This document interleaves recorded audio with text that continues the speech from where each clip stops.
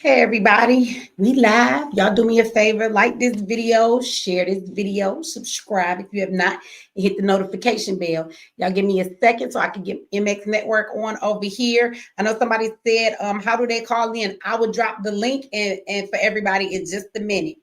So let me get my folks on MX Network going and we'll get this conversation started. You guys get to be a part of this conversation tonight. And we got a lot to talk about.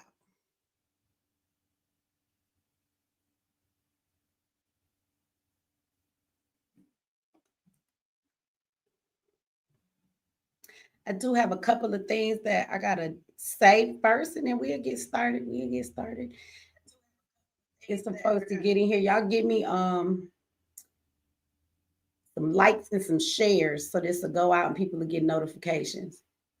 I always enjoy these shows. I think y'all enjoy them just as much. But people be having a lot to say in the chat, you know what I'm saying? So this your chance to click the link and come say that shit. Hey Denise, shout out to everybody on MX Network.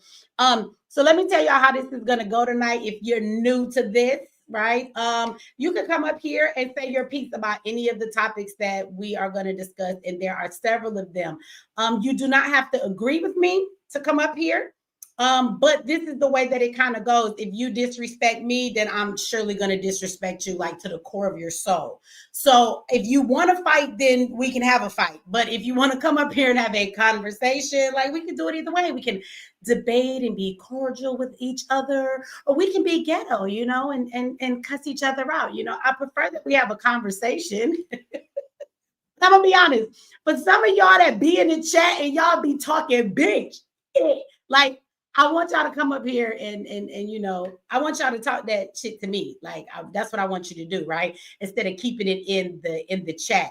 Because some of y'all be so upset and so bothered for what I don't know, but you could come up here and tell me why you're upset and bothered, okay? But everybody's welcome to this conversation.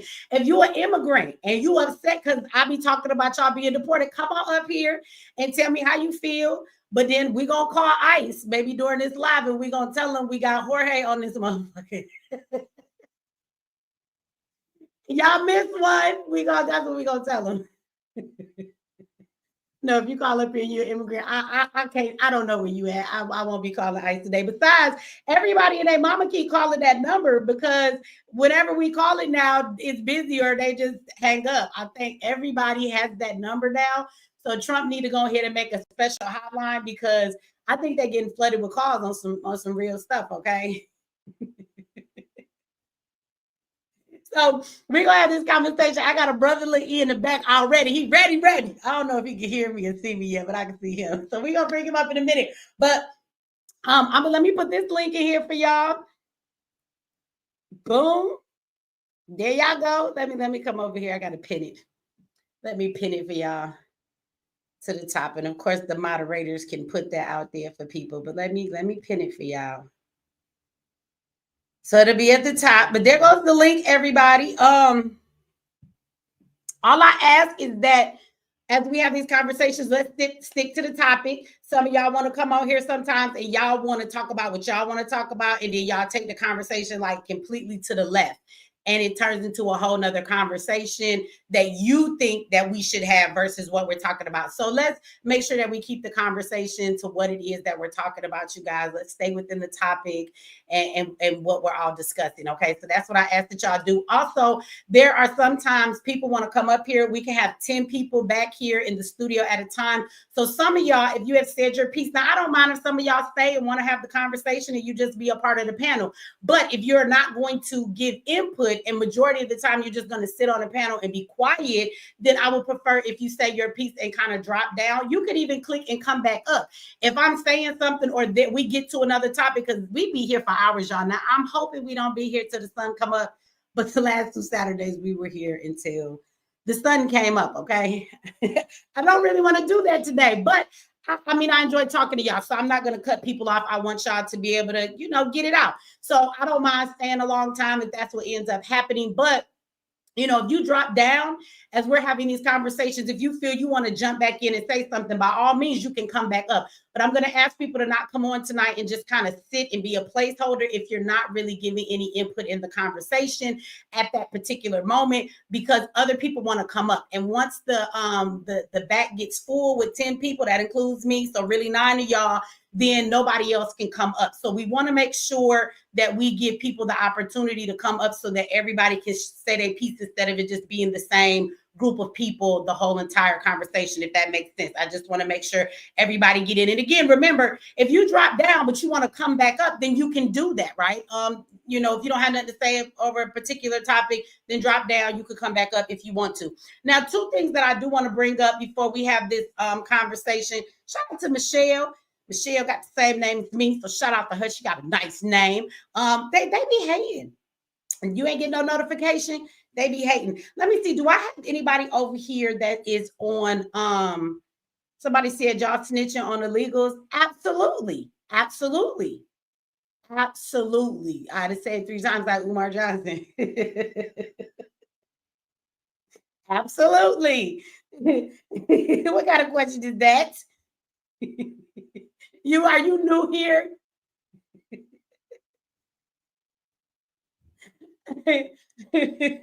Why wouldn't we be? Why wouldn't we be?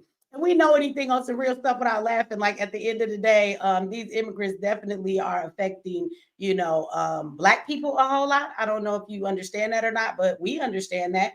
And I'm ready for y'all to get gone. Now, do I have anybody over here that is on matter of fact, then maybe this answer your question. If you see an illegal, report to 1-866-347-2432. This message is brought to you by citizens who want their asses gone. That's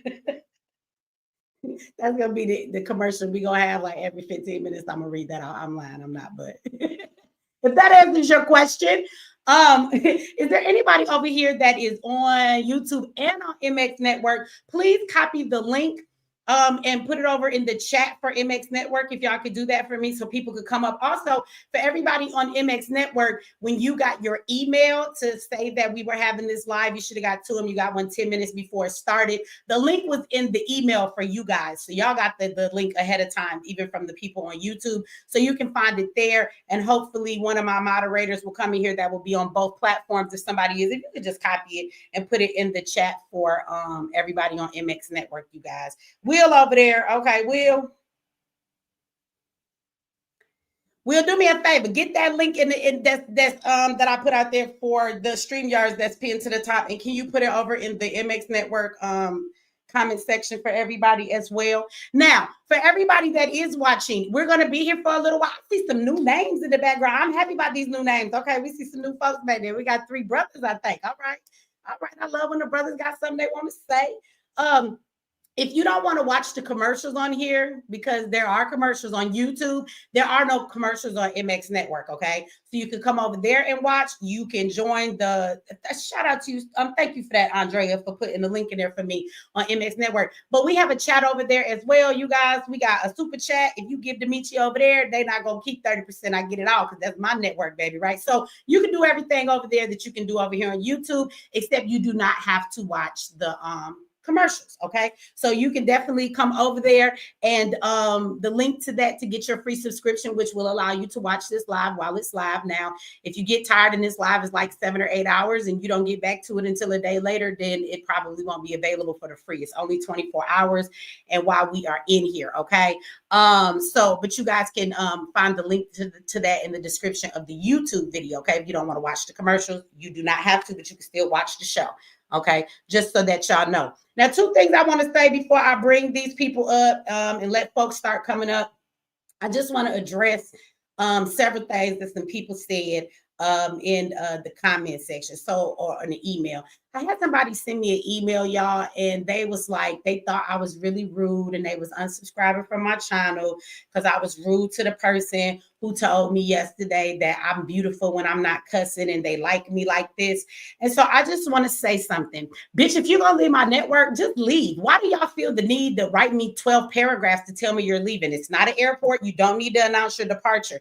I think something is wrong with somebody when you have to email me, and y'all do this a lot. This is why I'm addressing it. You do this a lot. You will email me 5 paragraphs to tell me how much you don't like me. Who does that? How grown are you?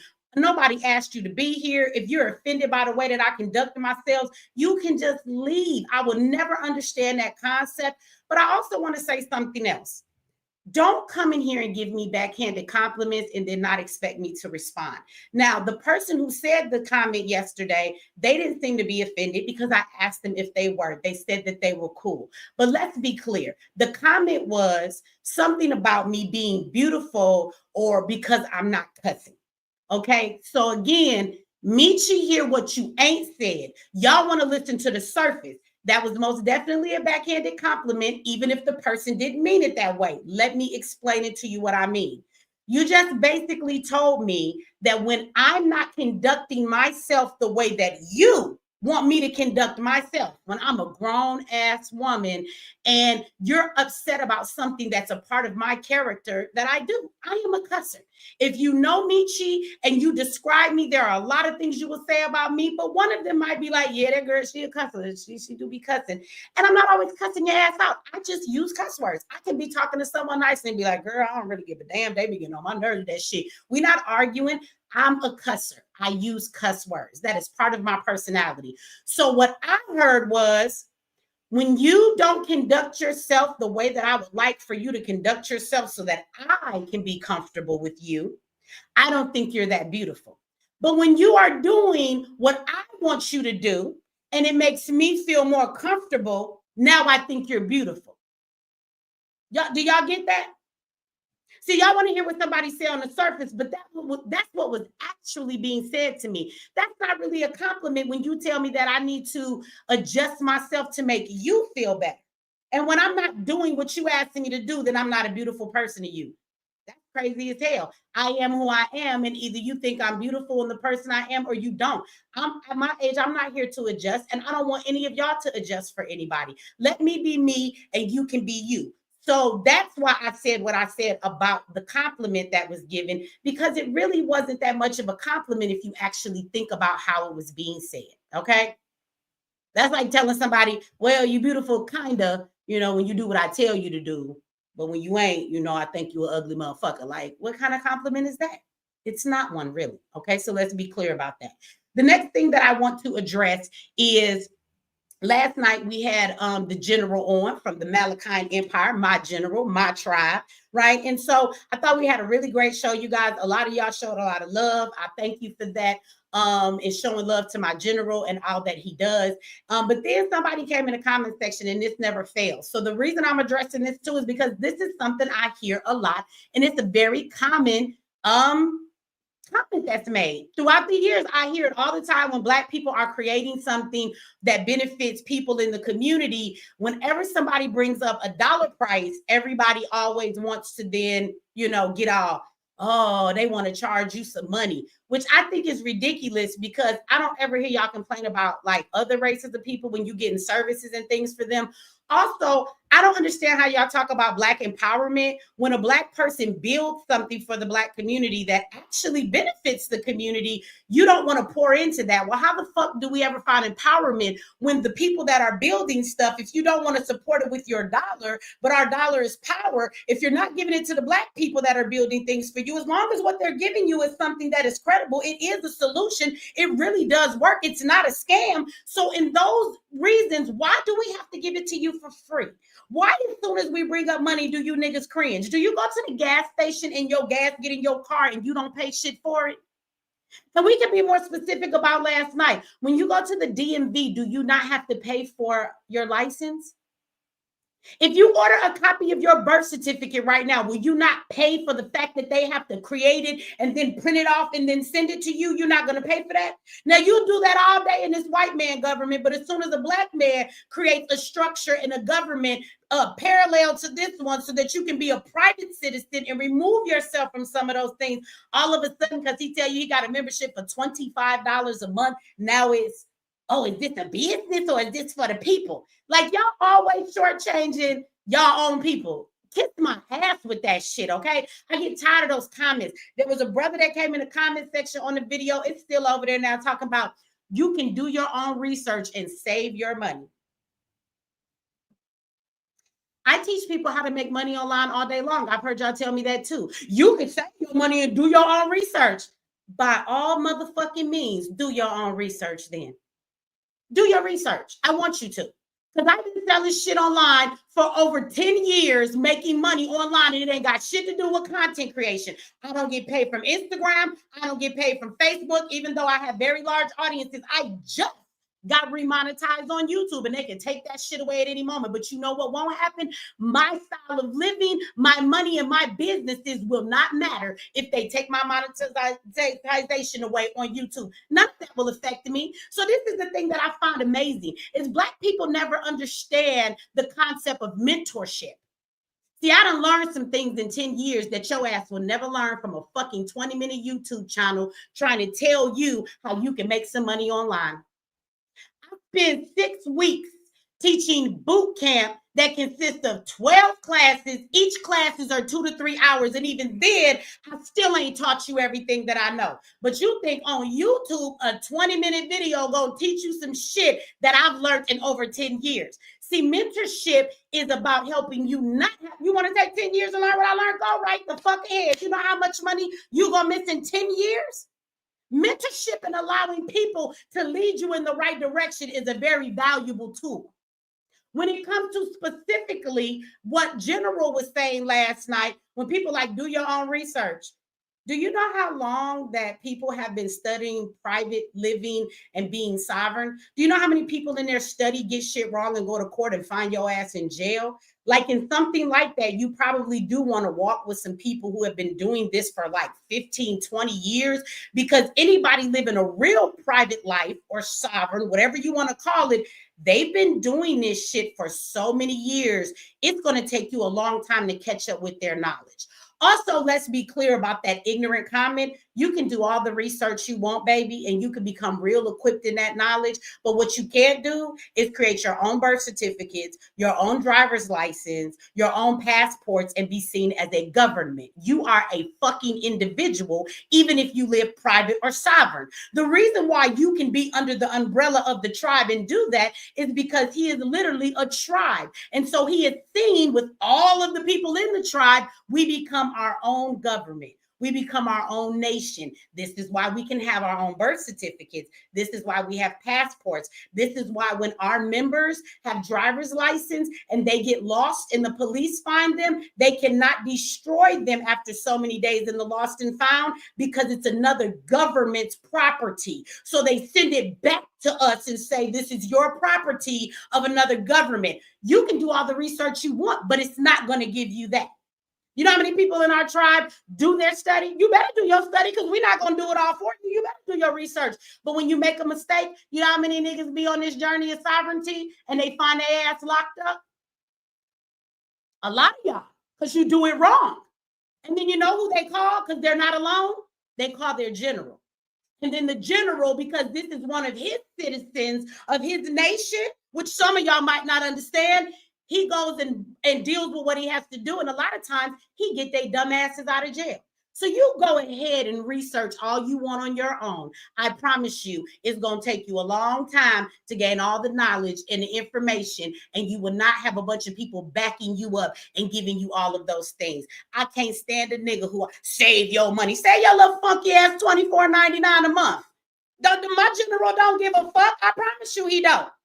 You know how many people call and say, General, I'm strapped this month. we gonna waive that fee because it's not about your dollar. But what he damn sure ain't gonna do is pay for everything he do to create all these systems and pay out of his own damn pocket. Y'all sound like a fool. You don't require the white man to do that shit, so why would you require the black man to do that shit? Stop coming in my comment section saying dumb stuff. Y'all be talking real loud, got these microphones, think you done said a microphone drop, and you need to pick that motherfucker back up because you ain't said nothing smart. Anybody who got some sense will get some mentorship in anything that it takes forever to research. You want to do it on your own? Good. It's going to take your ass a long motherfucking time. So you go study all of that shit and let's see where it gets you and how many years it takes. You want to learn how to make money online? Good. Go on YouTube. Go look up them classes. Let's see how far you get, how many mistakes you made, how much red tape you don't know shit about, and the stuff they don't never tell you about online because they're not really doing this shit, so they don't know it for themselves. So let's line I'm going to go to YouTube and learn ass up with one of my students, and let's see how far they get and how far you get. Y'all got to stop that dumbass concept. Y'all really do. Get the right mentor, but mentorship means a lot because what we do is take some shit that can take you 5-10 years to do, and we cut that shit down and we make that time real little because you learn from our mistakes and you learn from what works because we've already gone through all of that shit for you, if that makes sense to anybody. Okay, just quit coming in my chat with dumb stuff. Y'all know that's my pet peeve. Stupidity. Y'all don't think for y'all, say stuff. Think for you, say something. Have an argument for me, but let it be a logical one. Please do that. Shout out to you. Let me see. Mama said this wrong. Dana. Did I say that right? That spelled different if that is Dana. Dana?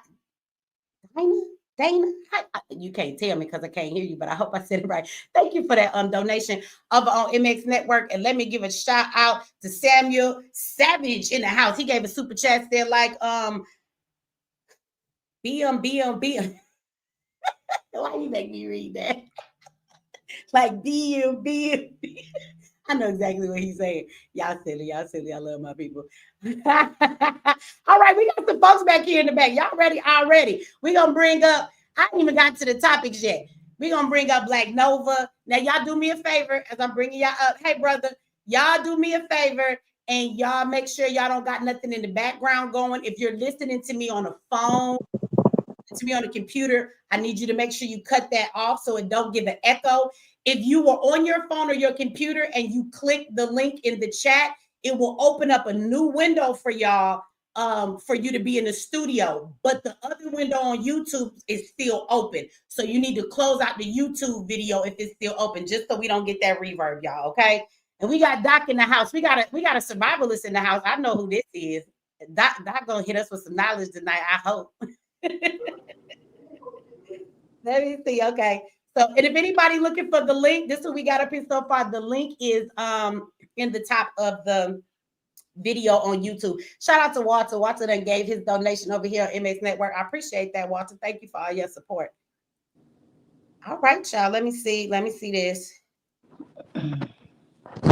Right, move that away. All right, y'all. So who we got in the house? We can talk about any of these topics, y'all. Let me throw this out there, you guys.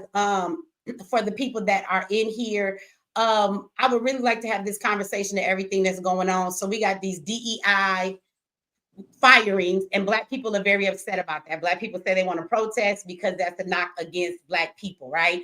So let's talk about that. We got these plane crashes. If y'all want to add to that, we had another one in Philly. It's not the same situation, but why these planes crashing back to back? Okay, of course, we got the deportation that continues to be an issue. I've heard some people say that they have actually arrested some American citizens, you know, and they coming after folks and holding them just to be messing with them. They've been taking kids out of the schools, you know, so we got a whole lot going on. Somebody said that Trump done put these tariffs on folks, and they say that's finna make all the price of everything go up. We ain't gonna be able to afford shit. So y'all jump in wherever y'all feel and tell me what it is y'all want to discuss, because it's a lot going on. Can you hear me, Meech? I can hear you. Go ahead. Hey, I'm K.E. Durham of Black Nova Entertainment. Been trying to connect with you for the longest time, but I'm a kind of online dummy a little bit. I'm behind the curve. I'd like to thank you for all of your work. You speak my heart. Us in this house, being the wife, we absolutely love and adore you and appreciate all of your work. Thank you. Thank Um, you for your support. I appreciate that. you're one of the first and only people um, that have not only isolated our particular problem, but have come with a solution that's absolute. And appreciate And yeah, when I heard you speak it, on shows past, I was like, ooh, that's more courage than a lot of us men, you know. Mm. And so we do what I call right now, because white men run the world by force, by terrorism. That's Yeah. just a fact. And no man wants to admit when they've been subdued by another man or had the circumference of their activities, subscribed by someone who oftentimes shows that they're less intelligent than we are. And so what we do, instead of addressing that issue right there, like you said, on a previous show, when Tamir Rice was executed, you just knew that that would be the thing. Mm. And for whatever reason, in our spirit, there's a lot of us sitting, waiting and ready, but we just don't do it. So what we do in the meantime is what I call politic with an ass kicking, is what we do. We make it about policies, processes, and procedures and all. And then after dealing with this madness that we know is not good for people, that doesn't serve us, then we start getting a little skewed. And so there's no way you could be raised in this insane asylum called the United States of America without at some time or another, some of your people, going off the deep end too. So I think that kind of like shapes, the way we go about doing things. Like you were just talking earlier about, why do we expect for our people to do stuff free and all? And I think it's a mindset that we've developed out of the scarcity that white people basically have put the world under. And so if you're not ready to deal with him to make things right, then you try to make sense of nonsense.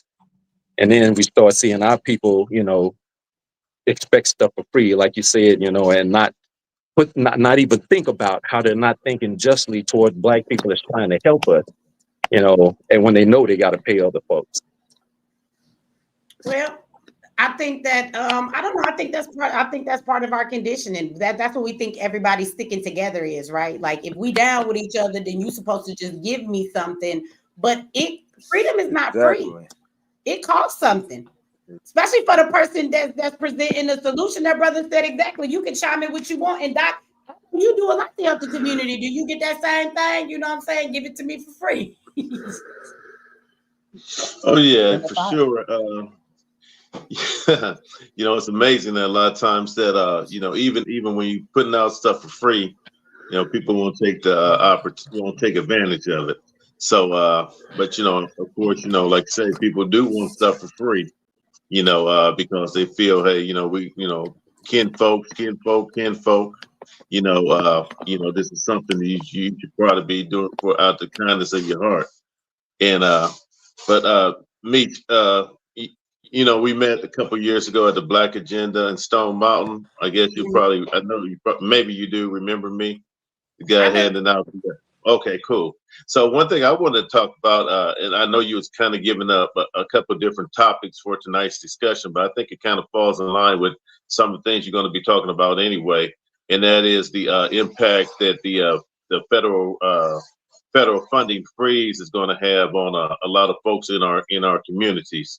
And the reason I say that, for basically for people, we need to be paying attention to that is because even though a lot of folks may feel that they may not necessarily be recipients of certain types of federal funding, but what happens is maybe you're not getting directly impacted, but we will definitely see an indirect impact. And when I say like directly impacted, the new administration mentioned the fact they wanted to do a review of like 2,000 programs and do a temporary pause on this freezing federal funding. But when you think about some of the programs that apply to would have impact on folks receiving federal assistance for housing, EBT cards, Section 8 housing, school assistance for lunch programs, Medicaid. I mean, it goes on. And even though, we or an individual may not feel the direct impact, but there'll definitely be a lot of indirect impact as it applies to, different people that, Can I play part of the devil community and advocate stuff like that. in that? Oh yeah. Oh yeah, for sure. Go ahead. Because I was told, I mean, and I don't know how true it is, but when you, and shout out to Paula on MX Network. Thank you for that. I appreciate you, Beck. Shout out to her. She gave a donation over there. So my understanding, though, is that the Trump administration said it does not affect those programs directly. So when he's talking about a freeze, there are all kind of programs out there that are ridiculous. Like they have like millions of dollars for, making sure the bears stay warm. And I'm being funny, but like bears already got, like there's some nonsensical programs out there. And when I saw the list of them, I didn't have time to go pull them up. But in that short amount of time when, they froze it in Eli. Now, I do think freezing things, depending on what it is, that's a bit extreme. But he's trying to look at what's being spent so he can see what could be cut out. But when I looked at the list, y'all, it was some very stupid stuff on there that the government was spending every year to give to programs that are just nonsensical, do not help the American people. So I feel like there has to be a balance to that.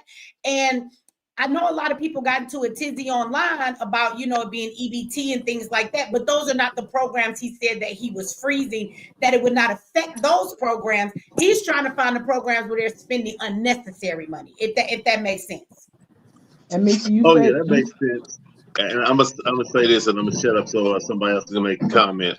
But the problem I would see with that, and this is just my opinion, is who are the folks that's looking at those programs? Because you got people going to be looking at those programs, various programs that probably have no knowledge whatsoever. And this is the person who's going to make the decision or make the recommendation as to, okay, is this a program that needs to continue to be funded, or this is a program that we need to cut the funding? And just like you said, those kind of programs, like some of the ones you just mentioned, Meech, that's some BS, but there are some programs that really will impact people's lives. So those are the ones that I was more concerned with, but I'm going to fall back and be quiet for a minute. Okay. Somebody wanted to say something. Who was going to say something a minute ago? That was me. Go ahead. You said two words, or you used two phrases that I've been finding myself use a lot, even before President Trump became the president, and that was devil's advocate and balance. What I'm seeing in anything that we may discuss tonight is... Sis, hold on, sis, you sound kind of muffled. You got your hand over the microphone? I did. Okay, I Can hear you you better now. Yeah, it seemed like you covered the microphone. I did. I'm so good for that. Everybody always telling me get my hand off the mic. Please forgive me.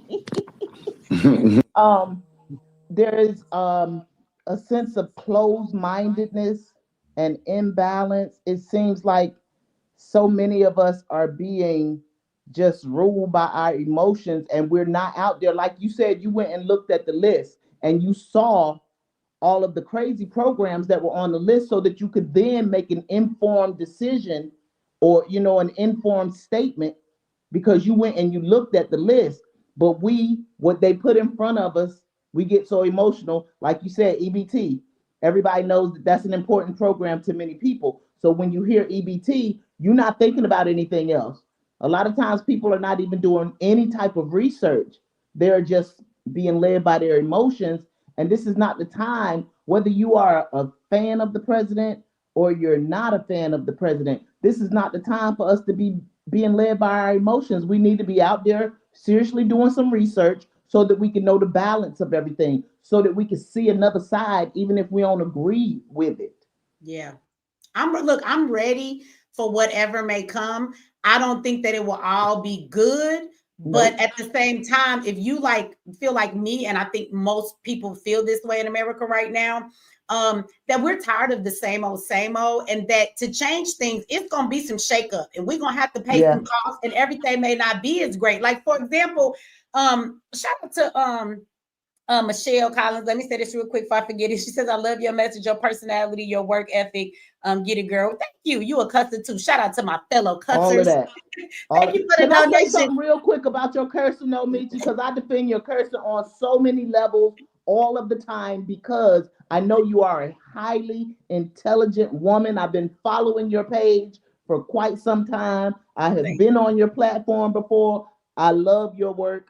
I know you're intelligent, and you're not using curse. You're not cursing as a filler. No. You're cursing because that's what you choose to do.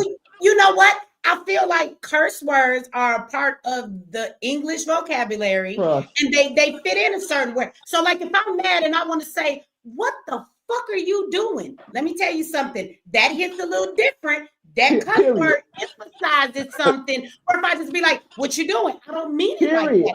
I want that cuss word in there because I'm trying to convey something to you with my words. And so they are part of the English language, and I believe in using curse words are in the Bible. I use them all.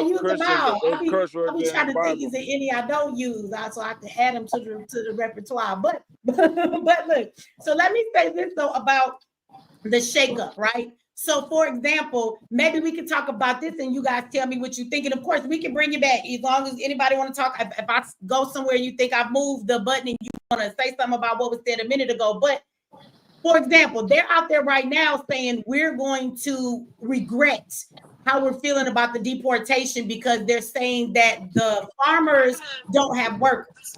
Okay. They're saying that the fields are empty and that they've tried to give jobs. I've seen a thing today where they said the farmers have tried to hire Americans and Americans are taking the job.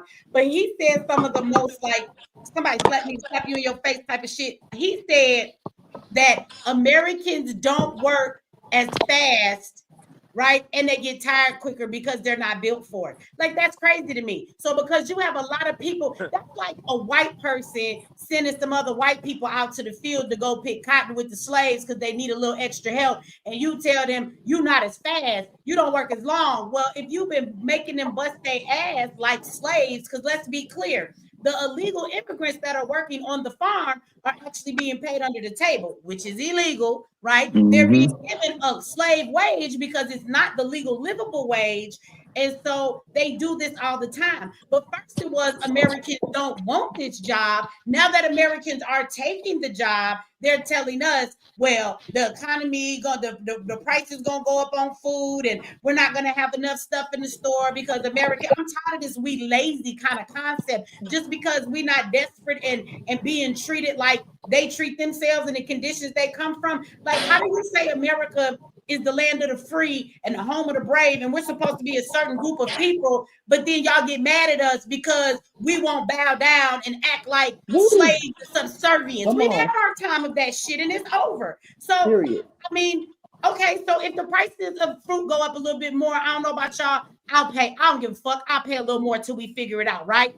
I don't care if Trump put tariffs on people and then he cut our income taxes and some prices of goods go up. I'll pay a little more for them products. I'll sacrifice a little bit more. There's some give and some take. And I'm willing to sacrifice in the shift of this change to see some change because some real change ain't going to be easy. You know, right. I don't know about the rest of y'all, but in the midst of it, I just want to see something different than the bullshit that we've been dealing with. And we are going to feel some tough moments where we're in a crunch, but I'm willing to say I'll accept that to see some change later on. I'm okay with that. How y'all feel about that? Man, I agree with you, Michi. I agree with you, and I think that these times is coming up, man. You ask the average person in America, what's the reason? Well, I'm not gonna say the average person, but a lot of people just want to get rich and wealthy so they can sit on their ass and everybody else can serve them. You know what I mean? And that's the mindset of the West. And I'm glad that things are changing, going back into the old days to where you only got what you produce. So as an NOI said, black man, what is in your hand? So do these trying times, I think that it's going to push us to be more of a self-sufficient people. And shout out to the young brother Julian on Nature Jab. Shout out to my brother Wes Mosley.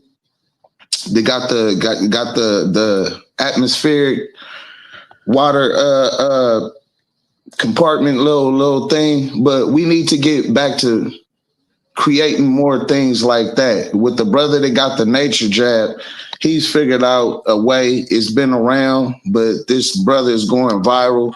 He's learning how to extract the crude and the oil and the oil products from plastic.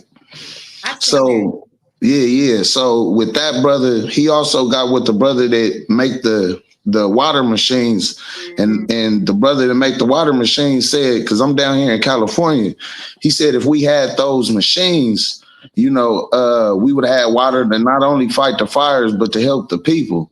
So I think through these hard times, innovation will always kind of rise to the top, and ain't no better innovators than us. And because they want us to kind of be on the algorithmic type of mind frame, hopefully our minds can start getting back to building our nation and our communities and ourselves. Yeah, I agree. And again, I don't know if somebody want to play the devil advocate and argue back with me, but at this point, I'm not upset at anything Trump has done, and even the stuff he do, I may not agree with. I'm laughing. Like, now, y'all might think I'm inconsiderate. Okay, now with this plane crash, there are some people who have died. I feel sorry for their families. I give them my condolences. It's not that I'm happy that that has happened to anybody, but like, I was agreeing with him when he told the reporter, and the lady was like, "Are you gonna go to the site?" And he was like, "For what? It's in the water. You want me to go swimming?" And people are all online, especially black folks. He's so insensitive. He this, he that. Somebody, and I made a comment and I said, well, he is right. Like, the site is in the water. Don't you think it was Since they come to everybody. go talk to the family? Why would you want him to go to the site of the water? So this is what I mean by people be caught up in their emotions. Now, I start humor. So I thought that shit was kind of funny when he said it, if you ask me. So I laughed about it. But somebody came in and said, "Oh, here go one of them MAGA coons." I didn't even vote for Trump. What? Look, I done been called a Trumpster. Look at here, Because I man. have a difference of opinion. Just because I can see another side, I have been called a Trumpster. All of Hey, that. look at here. I have never in my life saw the name of one single individual drive people so crazy. Than Donald Trump.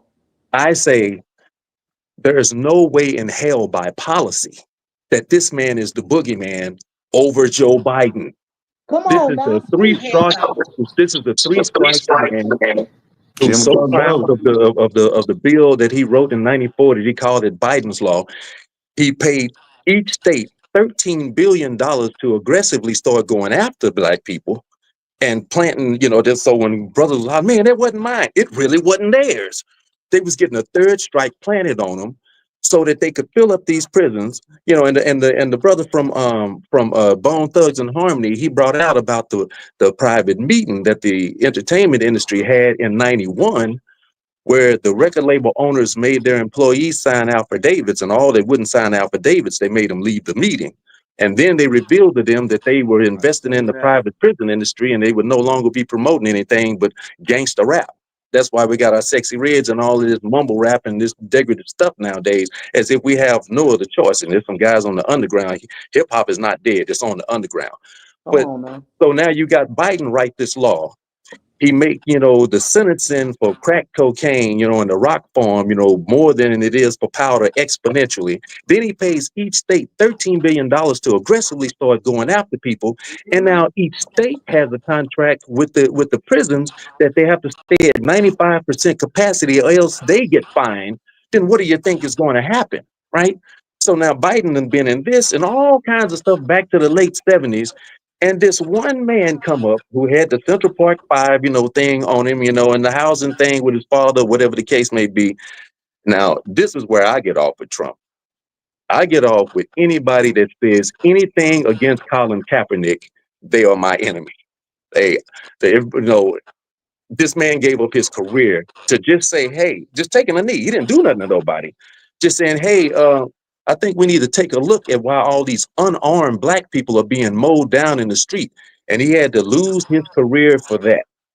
Trump said something against Colin Kaepernick. Yeah, man. John, you remember when he was on there and when he first got elected in 2016, saying they need to drag the son of a bitch off the field, and you know what we used to do to him back in the day. I was like, oh, you showing you a real redneck. Let me ask you something. Should we be more upset at Trump, who's a white man who ain't gonna be a sympathizer of racism because he has no experience with being on the other end, right? Or should we have that same anger or more against Jay-Z, who is a black man that when we were boycotting the NFL and doing a damn good job of it, they brought this Negro in so that he could reel his people back in. So as black people, who should our anger go more towards? What the white man said or the black man who played a part in enslaving us right back to where we fought to get out of it? You and me are the same, Michi. You just don't know me. I said anybody that stood against Colin Kaepernick, period, was an enemy to black people, as far as I'm concerned. I don't think Trump is nowhere worse than Joe Biden was. Joe Biden was exponentially worse than Trump could possibly ever be. People just don't like Trump's personality. For whatever That's all. reason, He he in has your an face. abrasive personality. I don't find his personality abrasive, but I don't think he's racist. I think he's an asshole, though. I will give him that. He's very much an asshole. Because he's an asshole to white people. He's white, but he's an asshole to white people. He's an asshole to men, women, Mexicans, black. If you give him a chance, he's going to say some fucked up shit to every group of people there is. So for me, he's an equal opportunity asshole. That's what he is. People don't like what's in their face. People would rather you look the part or throw your rock and hide your hand, but they don't like what's in their face. And that's all I've ever said about Trump. He's not going to hide what he's going to do. He is just going to be Trump. Trump said what he's not going to sit around on the internet that so many of us don't watch and tell you you're not black if you don't vote for me. Female. He don't care about all of that. Like you said, he's an equal opportunity asshole across the board. Yeah. And people don't like that. People want their emotions and their egos to be stroked.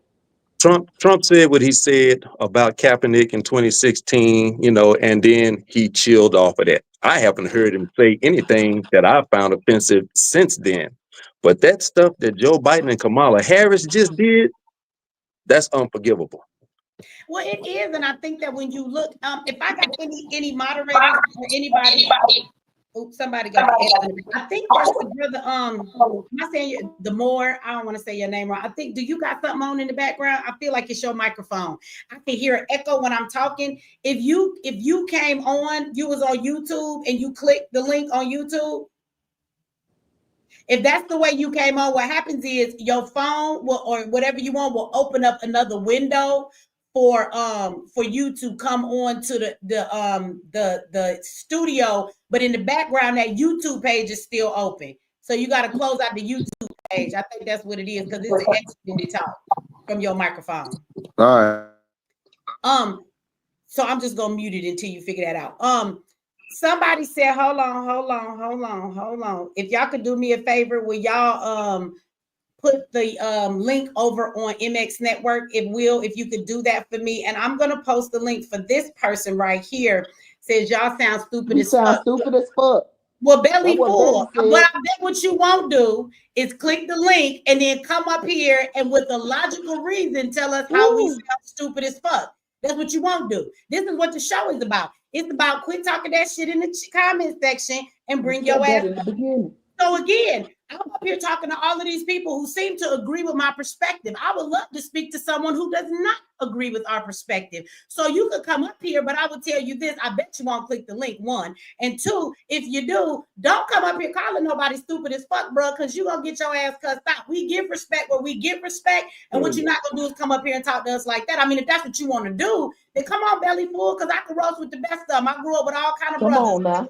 I'm not a punk motherfucker, so if you ready for that, come on, or just be quiet in the chat, because we sound stupid. How nothing we said is not true. What's the stupid part? That Jay-Z dragged black people and got paid to sell black folks out? I'm more mad at a black man selling us out than a white man for being what white men are. You mad at the white man for doing exactly what we expect him to do. Woo. You're not mad at the brother for selling black people out. What else do we sound stupid about, huh? That change is here and there are things that are going to happen, but I'm okay with the change that's coming, or that Trump is an asshole and he talk crazy to everybody. What do you disagree with? And don't write it in the chat. Either click the link or shut the fucking fuck up, because y'all all tough online. Y'all all tough as hell online. You tough in the comment section. And can't nobody do nothing to you on this screen. Can't nobody reach out and touch your ass. But you still don't have enough courage to come up here and just get up here and talk to somebody. It makes you nervous to even get your ass up here and just speak your piece with the rest of us. So you stay in the chat because it make you safe. What kind of a, I'm assuming you're a man with a name like that. You might be a woman, but what kind of an adult are you that you're scared to even bring your ass up and just have a conversation with somebody? Come on. What kind of an adult are you? We stupid as fuck. Fool. You seem insecure as fuck and squeamish as fuck as an adult. That you can talk all that. Come on, just click the link and just let us hear your voice say y'all stupid as fuck. Come on up here and tell us that. Hey, anybody that heard Kamala Harris say, "You think I'm going to do something that's just going to specifically benefit black people?" No. And was all right with that, is their opinion is not even worth considering. Somebody tell you that they ain't gonna do something for you right in your face, and you mad at somebody else. You who she was. Yeah, I can't consider that opinion. Well, I'll tell you right now, if he think we stupid as fucking he mad, you gonna get even more mad, because I'm about to rip into these immigrants. Stay online crying. How many of y'all? Okay, let's go there, because remember Trump an asshole. So let's go to some more what the asshole doing. So Trump said he is fixing up the prison in Guantanamo Bay, so he can hold 30,000 of the most criminal immigrants that there are. People is like, oh my God, this is racist. Now they're gonna go to Guantanamo Bay and they're gonna get fucked up. I'm not gonna lie to y'all about that. Like, they're gonna have some shit done to them over there, because we already know they don't be joking around over there. But this is my thing. Let's have a balanced conversation. Damn, that's smart. You know what though? There is a ton of videos that I'm gonna make something about. I'm gonna make a video for it tomorrow. I'll be putting it up, but when I'm done editing it. But I have found several videos online of immigrants who have been kicked out of the United States, and they're on live making jokes because they like, nigga, it took me 2 days and I'm already back. I see one brother on there. I got a video of him. He says that he went over the border and his homies, the cartel, helped him out, and he's showing all of his fake credentials so he can come back into the country and play everybody. So it's plenty of them online laughing and saying that his efforts are worth nothing because they're going to come right back into the country. So if that's the case, my question is, what do you do with the criminals that are out here doing the things that they're doing? Like, do you just keep sending them back? If they're not going to stay, then hey, send their ass to Guantanamo Bay. I agree. Send them there, toe tag them. One or the other. I think they enemy combatants. Really? They're gonna be over there getting waterboarded. What you say? I just want to say something. Go ahead. Go ahead, Doc. I think I just want to say something in regards to Guantanamo Bay, Gitmo. Actually kind of familiar with that during my time in the military, because we, was doing some stuff down there with some other folks. But one thing, and I know you're in the Atlanta area, and I don't know if you heard about, or maybe you even drove through the area, but there was a major protest going on today over there off of Beaufort Highway. I was going to by say a whole lot of. You familiar with that? No, I heard about it. I thought it was really disrespectful. Today is the first day of Black History Month, although I think Black History is 1 month is a cop out. But yeah, they was over there protesting, and I remember thinking, wasn't that many immigrants here? I need to get down there and start calling that 1-800 number on some asses. Apparently. Well, if you're familiar with that area, which is part of DeKalb County, I guess, going into Chamblee. That's predominantly Hispanic, that part of Beaufort Highway. So, yeah, it was a major protest by the, whoever, immigrants, or, mixture of a whole lot of folks protesting against ICE and Custom and Borders. Basically, it's a major protest saying, "Hey, you know, F Trump, F ICE." You know, I mean, it was kind of hilarious to tell you the truth. But what's more interesting is the fact it was law enforcement folks down there, right there in the middle of it. But it was just so many people down there. You know, they probably couldn't do a whole lot as far as controlling, because you know people were all out in the street doing all kind of stuff. So anyway, I just want to say that. But you know, but I do want to play devil's advocate with you, Meech, in regards to something you mentioned earlier in regards to the immigrants, you know, being deported and how it affects the farming and the produce and stuff like that. You know, and one thing you did say, I do agree. Well, I agree with a lot of stuff you say, but I will say one thing I definitely agree with what you said in regards to a lot of the folks out there on those farms picking that produce and stuff like that. You know, like you say, they work under the table, they work for slave wages, this and that, hard back breaking work. A lot of them down in these chicken factories and stuff, chicken plants, doing the same type of hard work for pennies. I'm not going to say the typical American is lazy because I know that's not true, but I do know the typical American ain't going to work for that kind of money. You know, pennies on the dollar. And Well, so with that said, but don't you think that by law, see, this is the thing. If they're paying them under the table, that's actually illegal for that company to do. Right. So what happens is those companies need to pay a legal wage, and then Americans will work. Period. And yeah, you know what you're saying is you're right. It is illegal for them to pay under the table, but shit, you're not concerned about illegal paying under the table when you got illegal folks working for you. So I don't really think that's a concern of a lot of those companies and business owners. You know, and that's the advantage to them. But where I was going with that is, yeah, it's you know, like I said, the typical American ain't gonna, you know, shit, black, white, whatever, purple, green, it ain't gonna make no difference. We know that ain't something we do. You know, them slavery days out in the field picking shit, picking stuff all day, bend over hard work. We don't do that for pennies. There is people who will do that work, but not at those wages.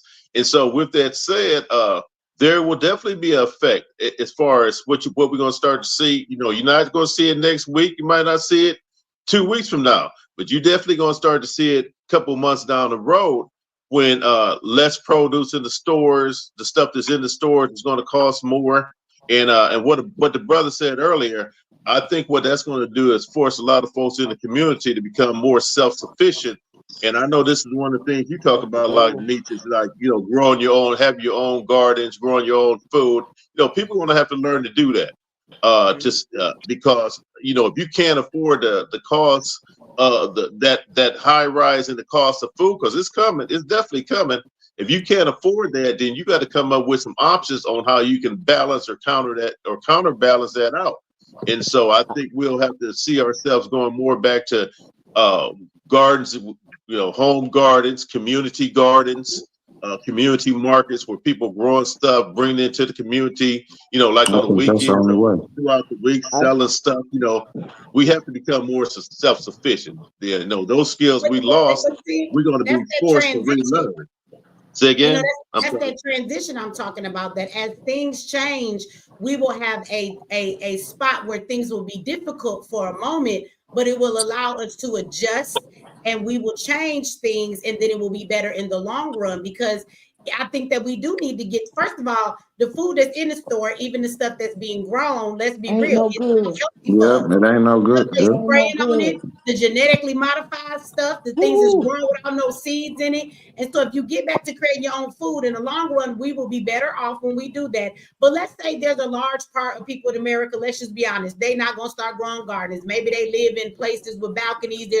But so what's going to happen with them is that the prices of fruit and vegetables and stuff being grown on the farms and stuff in the produce, those things are going to go up and be higher cost. But this is what I mean by the trade-off. I am saying that I am willing to pay more money to balance the broken system that says you let illegals come in here. These companies out of capitalism gets to pay people slave wages and take advantage of that. And so because of that, they give us cheap stuff. And then they throw that at us like we're supposed to agree to slave wages and illegal pay so these companies can give us cheaper stuff. Why don't you just give us what it costs, pay people a right wage so that Americans can have these jobs before you give them to an illegal, give it to a fucking felon. You know how many felons can't get a job? Give them a job. And if we could balance that out, we would be a much better country if our felons weren't so ostracized. They could get jobs. And if you're willing to do that and then give Americans the right type of pay to work that job, the legal wage, so that they can make the right amount of money, I think, me personally, and I think there's a lot more other Americans that will say, I'll pay extra for my fruits and vegetables, knowing that it's balanced out system and how it's being produced at this point. Because in order to get it cheaper, we also have to agree to the illegal immigrants here that come in and cause things in another way. Because I don't care how much it costs. When illegal immigrants come in here and take all the jobs, just not at the farms, when they take them at the casino, when they take them at the hotels and they doing all of the housekeeping, when they take them at all the different places that they working at, guess what? It leaves Black people with high unemployment rates, and we ain't got no money, so we can't afford a motherfucking thing, whether it's $10 or $2. So if we balance it out, maybe Black folks will have more jobs, and that's all right, because then they can pay for some of that produce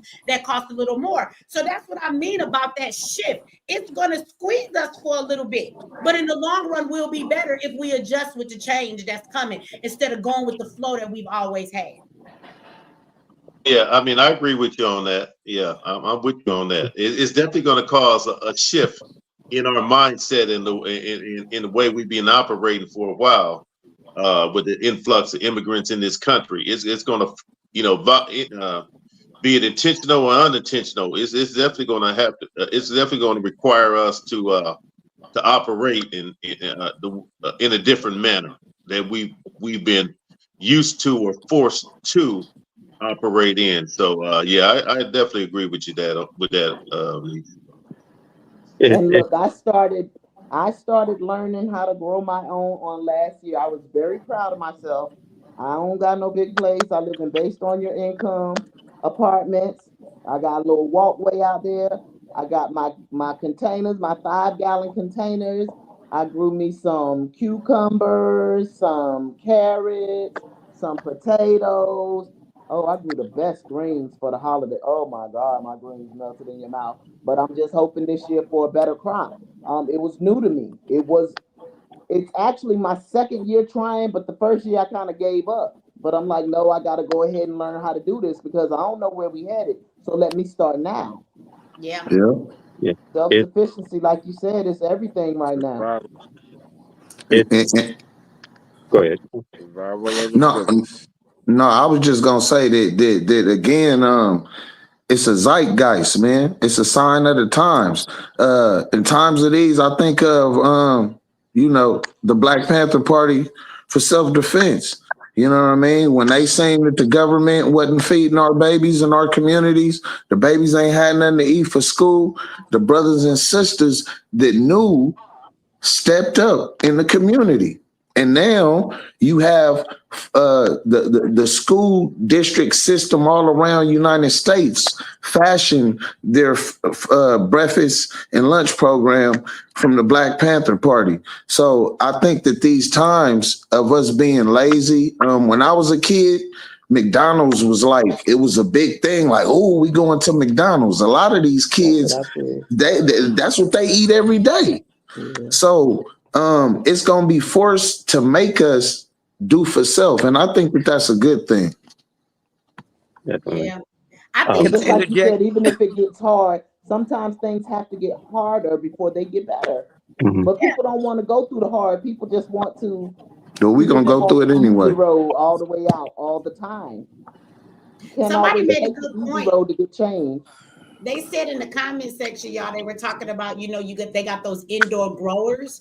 So I say all the time to look at this from another perspective too, that the government knows a lot of what they're doing, and sometimes they hand it to us in another kind of way.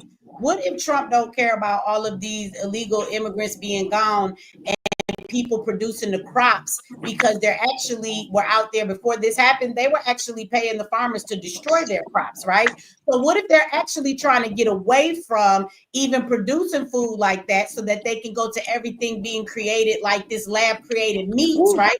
If you created meat in the lab, let's go down the rabbit hole, y'all. You create the meat in the lab, then you don't need all the farm animals, right? And then if you do that, then over in Israel, whether you guys know it or not, they came up with genetically modified fruits and vegetables. They grow strawberries in the middle of damn hotness and nowhere because they have learned how to cultivate that through scientific ways. So if they're trying to push all of that fake food on us eventually, there will actually be no need for the farms, okay? And then the next thing is, I don't know if you guys have noticed, but there is a big heavy push, like somebody said in the chat, for all of these in-home gardens. You can buy these towers now. Yeah, I don't want that. Pods, and you can grow your own fruit, right, and vegetables right inside of your house, right? Why is this a mechanism that has been created is being pushed on people? Because I think that there's a greater shift that we don't see. And when you're in the government, you'll make it seem one way, but Trump probably ain't gonna tell us,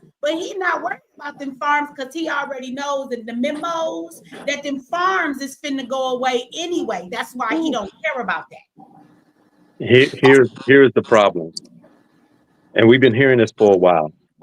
If it's true that white people's numbers are going down in the world naturally because they weren't supposed to be here in the first place, the sun gives life to everything in our universe. Sets the planets in motion, is responsible for the greenery, and where there's no greenery, there's no life.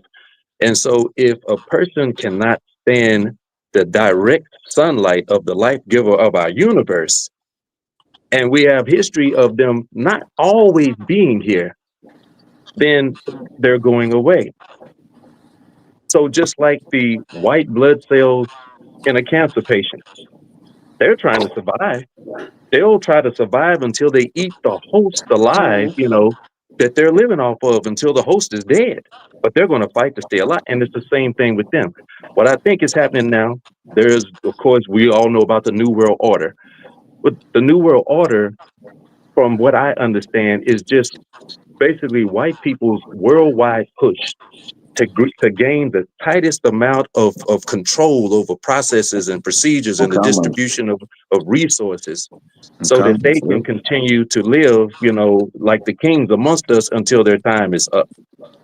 So this whole thing, of them allowing millions of white-skinned illegals to come into the country, flying planes, with Afghanis over, white-skinned Afghanis, allowing the Ukrainians to come over. They're over there in the Ukraine chunking bananas at niggas and shit, so we know where they come from. And then the Latinos who come in and register on paper as white. But you beat the Haitians back up off the border. So you're not trying to let more black people in. And the black immigrants are in the smallest number of all the immigrants that you let in legally on top of that. So you need the numbers. Every Friday, Professor Black Truth does the Friday crime report, and he actually reports on a lot of crimes happening in the heartland of America that's never hit the news. I mean, it's white people killing each other's whole family. Their family or killing the neighbor's family on some Hatfield and McCoy shit, right? You got the meth epidemic, you got suicide rate, I'm here in Vegas. I'm watching white people on the street here begging. Like, don't y'all know that this is America? You're wasting your skin, But I think with all of the millions that they have let in, I'm wondering how many Trump is actually going to get out, because they actually do need the numbers. They're talking about 2020, 2050, that the native white Americans are going to be a noticeable minority here. So I'm waiting to see how many thousands or hundreds of thousands he gets out, as opposed to the millions that they've let in. Like the last Purge movie, where they was very, Latino oriented and everything. You only saw 2 black people in the movie. One that had to go find his relatives, and they dropped him off and you didn't see him no more. And then there was one brother on the bus pressed up against the window. And so it's like, what are you trying to tell us here? And So I Biden think said they it. need the numbers. Biden basically said it. You better get used to living with them. And when I tell you, I see the influx in my neighborhood, and I'm in the hood, and I see the influx in my neighborhood. I see that most of my Lyft and Uber drivers, they are foreigners at this point. I have been driven by Jamaicans, Haitians, Ukrainians, like, and I be like, and when I say I ain't even trying to be funny, I sometimes even be like, well, where the white folks? Ain't nobody just white. Ain't nobody just black. I'm watching the Mexicans come into this neighborhood. They're what's my word I'm looking for? Um Gentrifying. say gentrifying. They're gentrifying my neighborhood right now. I've already watched the neighborhood that I used to live in begin to be gentrified, but they are definitely gentrifying my neighborhood right now, and I'm watching it happen before my eyes. But you can't say that to people that look like us because they are so busy feeling like the Democratic Party is the lesser of the two evils I know because they they put kill me on with that pretty though. faces To, and tell you lies that sound truthful. They to the brother, to the brother in California, you were just talking. We were just talking about the whole backyard gardening thing, right? Yes, sir. We just moved here from the Bay a year ago. We lived in Oakland almost 30 years. Check I'm and in see. Inglewood. Check Mm-hmm. and see. I think they have it on the books. Not they haven't exercised it often, but I think they have it on the books where it's actually illegal to have a backyard garden in California. some places, yeah. Uh, I'm pretty sure in my mind, due to I watch a lot of prepping stuff. I watch a lot of world news, especially when it comes to governments, and also what is the future heading to. Um, we look at the WEF World Economic Forum. They said by the year 2030, everybody will own nothing and be happy of it. So it makes me think about the smart cities, what the sister was saying earlier, the West and all the elite and the families, the Illuminati's, all them people, they want to keep the chokehold that they've had on commerce in the West and how they've been running stuff. And by any means necessary, I know that they will do anything to sabotage the growth of the people. With us talking about being self-sufficient, I was telling people this years ago about the food making people gay, and people thought I was crazy until I found out about a brother by the name of Tyrone Hayes that did some research on the chemical that was being released Atrazine, look, the in the scientist water, up at Lawrence atrazine. Livermore in Berkeley. Yeah. Yeah, atrazine. And in my mind, in America, we living under a petri dish. This is one big ass science experiment that we always under. So the best thing that we can do, and looking to where the future is going, they trying to take media. They don't want you to know shit. They don't want you to own books. They don't want you to own knowledge. They want you to stream and rent everything. So we really have to understand how can we create our own infrastructure, because I think the resources that we getting, we look at the food in the grocery stores, it's just chemicals and it's poison. You know what I mean? Can I say something that some people might be upset at? I don't think that we need to focus on building infrastructures and things just for Black people. I think groups of people need to come together that are Yeah, like-minded, and they need to like-minded. build Yeah, things that will assist them. I think that we have to stop thinking that everybody gonna come along and do it, especially if we were to create our own stuff. And it's like, oh, we knowing where the government is going, we did this. That's just gonna allow them to come in and tear down. I think we would do better if we found groups of people who are focused on having things the way that needs to be done, right? And they got their own school and the way they school their kids.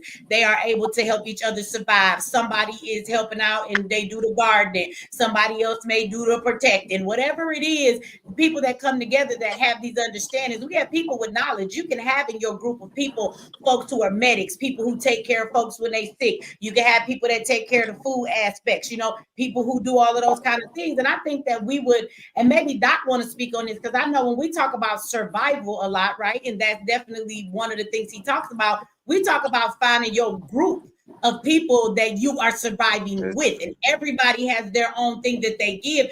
And the reason why I say that is that we're not a monolith. And don't get me wrong, at one point that might have been great to build infrastructures, but based on where America is going, because while we're talking about, we may not even have, farms anymore. Even if we did, let's remove ourselves from the gardens in your house, the immigrants or no immigrants. Shit, AI just gonna come and pick the goddamn fruit in a minute. They're not even gonna need a human being. So we have so many things that are getting ready to take place that in the next 10 years, what you see today in this country is going to be nothing like what we see right now. It's going to be so completely different. And so I think people need to be more concerned about getting together with subgroups of people who are of the same mind, and people who have different skills that can all benefit and bring to the table, that when we need to completely be self-sufficient and remove ourselves from society, those inner cities and things of that nature, that we have a greater chance of doing what we need to do on our own. And so I don't know what you think, or do you think that's a bit extreme? Doc, you tell me what you think about that. I agree. No, Mitch, I know you already know. You're 100% correct. Yeah. Because one thing for sure, I mean, and you'll see it, when you have different disasters and different events, the people that immediate help, just a little bit, I've worked with FEMA in the past. I've worked with the Department of Homeland Security. I've worked with different agencies that are, people think, well, if something happens, these are the people that's going to come to your rescue. So the bottom line is they may not, because it depends on the size of the event. A lot of people being impacted, to include the folks who you think is going to come help you. So with that said, just like Michi said, we have to create our own. You could call it your own community, your own tribe, your own clique, whatever you want to call it. But you have to look at how you yourself, basically, you become self-reliant through linking up with like-minded folks that have various skills that during those emergency events or during those times of which y'all need to come together to survive, whatever it may be. These are the people you depend upon. That saying all skin folk ain't kin folk. Shit, that's true. If we think we're going to go into that Wakanda mindset where you bring all, we're going to say black folks together and we all live in this big happy place and surviving and thriving and helping each other out, that shit is fantasy land, because it ain't going to work like that.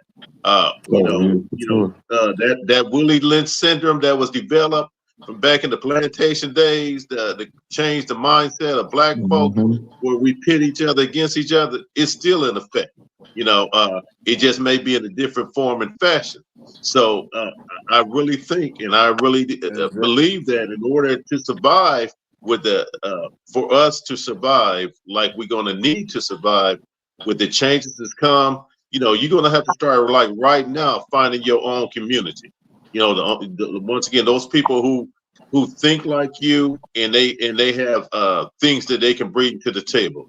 Because everybody needs to have something to offer. Exactly. Well, who in California want to be part of my tribe? And I would say that is definitely something that we can facilitate, putting people together in certain communities. You want us to do, so people can kind of join together. I actually have some people who've been in my email lately that have, like, they told me they got land. I got this one woman, she's like, I got land, I got all this ammunition, I got all of these different things, but I don't have a tribe and there's nobody around me that wants to connect. I got stuff, but I need people now. And so I know people like that. So maybe we need to, connect people in the areas that you guys are in. I do want to say to the people in the chat. I'm gonna put this one more time when we talk about seeds. So if y'all haven't been over the MX Survival website, this is a direct link. We actually have a seed vault. It has like over 45,000 seeds in it. It has 49 different types of seeds, and they are heirloom seeds, you guys, over on my survival website. And somebody brought that up earlier because it is important that they are heirloom because they will produce stuff that have seeds in it. You want stuff that gives you more seeds. I need that. Because if you go to Walmart and buy seeds right now, or Home Depot, GMO. those are those modified ones, and they will not give you, they will not bear fruits or vegetables with more seeds in them. So the Terminator seeds, Monsanto's. So those are the ones that you guys need. But anyway, if anybody is interested, that is the thing for it. I also want to say, shout out to this brother that gave a super chat. Now, somebody said, niggas ain't creating shit, just spitting facts. It's too much hate in our hearts. Unfortunately, I want to address that, but I'm gonna put this back up. There's no need to address that. He's speaking for his coward ass self. That's what cowards. That's what cowards say. We don't find no balance. You know, that's what. No, it's not. It's not even that, Michi. This is a response that cowards resort to. Because if we're going to fail, then that means that you don't have to give your effort. See, this is what we. Well, that's what I was saying. He's gonna be one of the ones on the outside because he thinks like that. But wait a minute. First, let me tell Arden, this was a while back. They gave a super chat. I want to thank you for the super chat. I put it up, but I always want to thank them a lot. He says, please don't snitch on the tire shop Mexicans. They fix my flats and install my brakes on my car. Cut it out. I got one to make some tacos that avoid nature. Tacos, Mexican food is my favorite food. So people tease me about that shit. And I'm out here in LA, so you already know, Michi. I put up a picture and I was at a Mexican restaurant and I said, would I be wrong if after I leave here, I call him the ICE because it's some immigrants working in the back. And some of y'all thought I was playing, but the ICE number was busy when I called it. And I did call it because I don't care. I can make my own tacos if they leave on some real shit. I like my own better food. Anyway. They make a special sauce for you. Now, wait a minute. And the food was not that great. I was upset with them tacos they gave me. They lied. They said they were street tacos. These were not street tacos, sir. So, you know, yeah, I ain't like their food anyway. But I want to Hey, well, my immigrant gonna teach you to treat you good.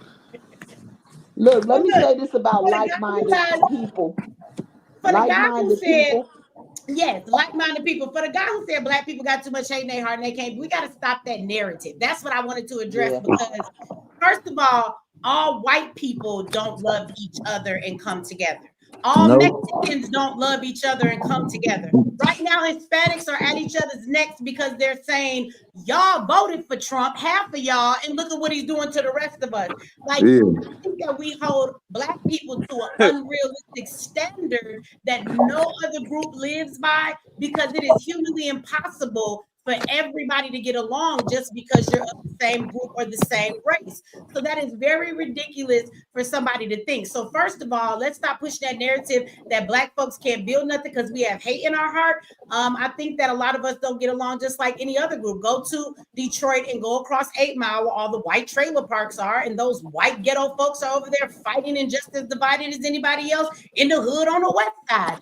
So we got to stop spilling that narrative because as somebody who's in the black community, I see plenty of black people who are divided. I try and work with people and they will sabotage everything that I'm doing because they want everything for what they're doing because they're doing it for the clout and the notoriety. They're not really doing it for the change. But on the other hand, I work with a lot of black people who create some great and amazing stuff for our communities. Ziax is one of them. You know what I'm saying? Doc be out here all the time online. You know what y'all won't do though? Y'all won't, they don't nobody click in on his live. Y'all don't want to hear his knowledge. This man got all kind of skills and shit that he offers to the community all the time. And he also has groups of people that support him. So I'm not going to say that we don't have that. We are just like any other human race of people. We do not all get along, and some of us do and some of us don't. So my suggestion to that brother and many other people, if that's how you feel, then maybe you linking up with the wrong group of people, and you should focus on finding the people that you click with, and then you will see how easy it is to build something if you have a like mind. But if you a nigga that don't bring nothing to the table, when you talk about building, my question would be, what do you offer to building? Do you have any solutions? Do you do anything? Is there anything you would bring to the table? Because a nigga who don't provide solutions to build anything cannot talk to me about how we don't build anything, because you don't even have the capability. If I brought you a group of 150 niggas that was ready to build, but we doing it on your call, you finna tell us what to do, you wouldn't even have nothing to offer. So people like that who don't have nothing to offer and don't attempt to build, you're the divider. And you should be the last one saying what you're saying, because you're not building shit.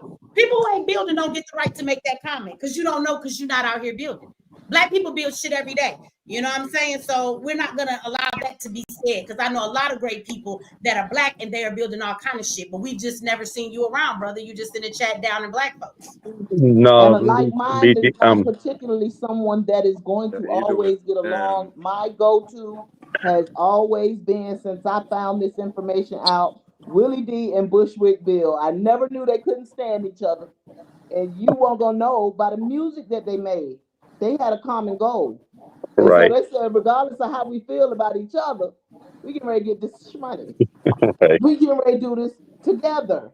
So a like-minded person don't mean y'all gonna get along at all times. You're gonna agree with everything, but you have a higher goal in mind, and you know that there's work to do. And if you're not being emotional, you can do that work. And I know it's not easy. It ain't for everybody. No. But if you it's that saying we gonna fail because we don't get along.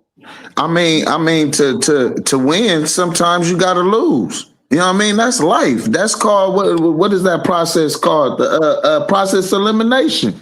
You know what I mean? Find out. Yeah, that's what it's called. So I just want our people to think, man, because I'll be watching the pale people, you know, and they having these conversations, they creating these communities, they seeing that, all right, these people, my family ain't talking about this, but y'all are. Guess what? My family ain't my family no more. Y'all my new family. Because if we come together, we could build some stuff. So people out there talking about medical, you know what I mean? We got to get IFACs.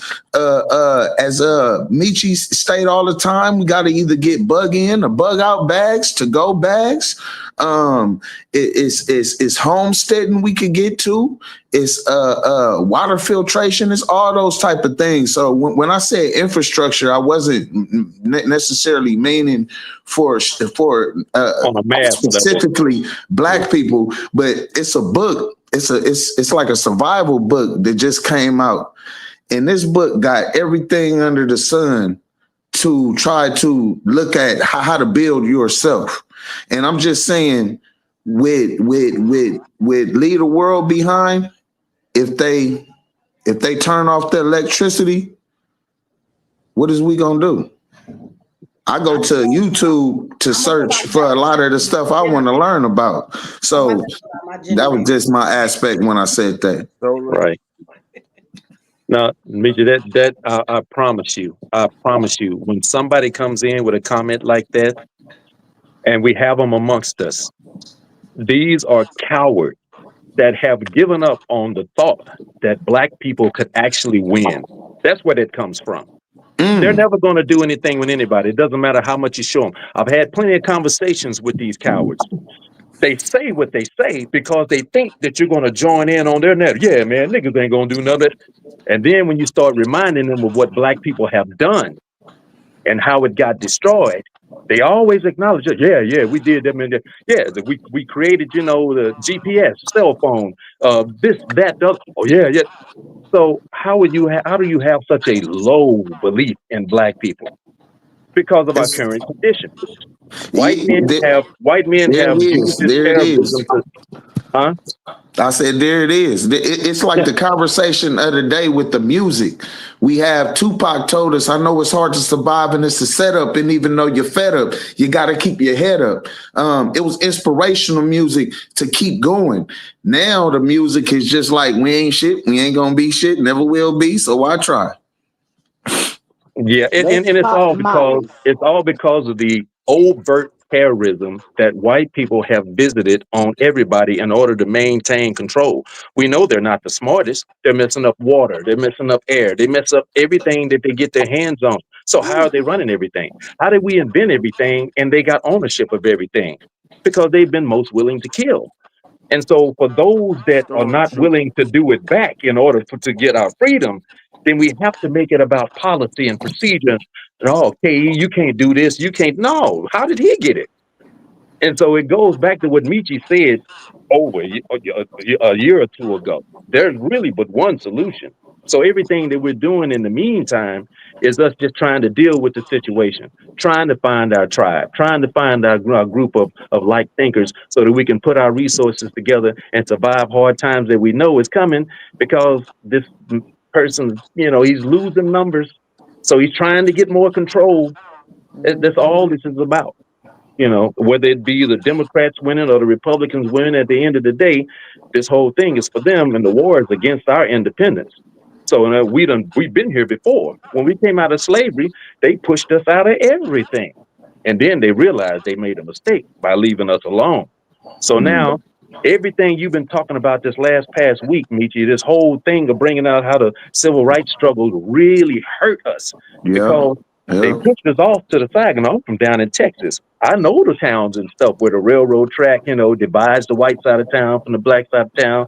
And it wasn't nothing in Texas but black, white, and Mexican the whole time was around until recently.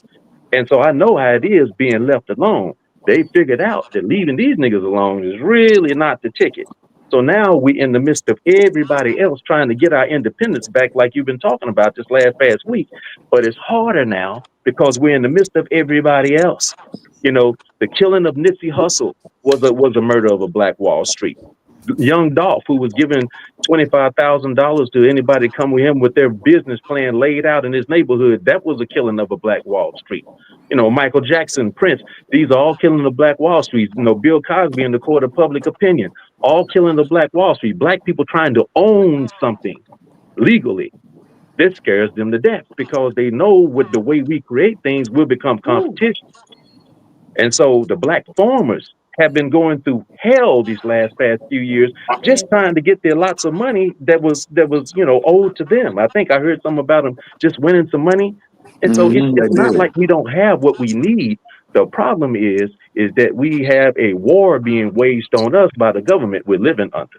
And we ain't done nothing to nobody. Let me bring some up and pivot the conversation since you brought up the civil rights. Before I do, though, I want to say shout out to Imani in the house.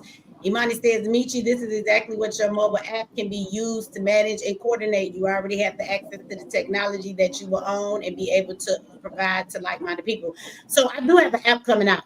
Y'all got to download it, though. It don't cost nothing. We will. So that app is going to give y'all access to everything that I got going on, but we have been talking behind the scenes. And when we have our next meeting about finalizing things, that's probably something we can definitely do, right? So if you guys would like to coordinate with each other, we can put it to a point where okay, it says somebody else trying to get in the studio, but we full. So for the person that's trying to get in and it say it's full, give me a minute and we'll make a spot for y'all.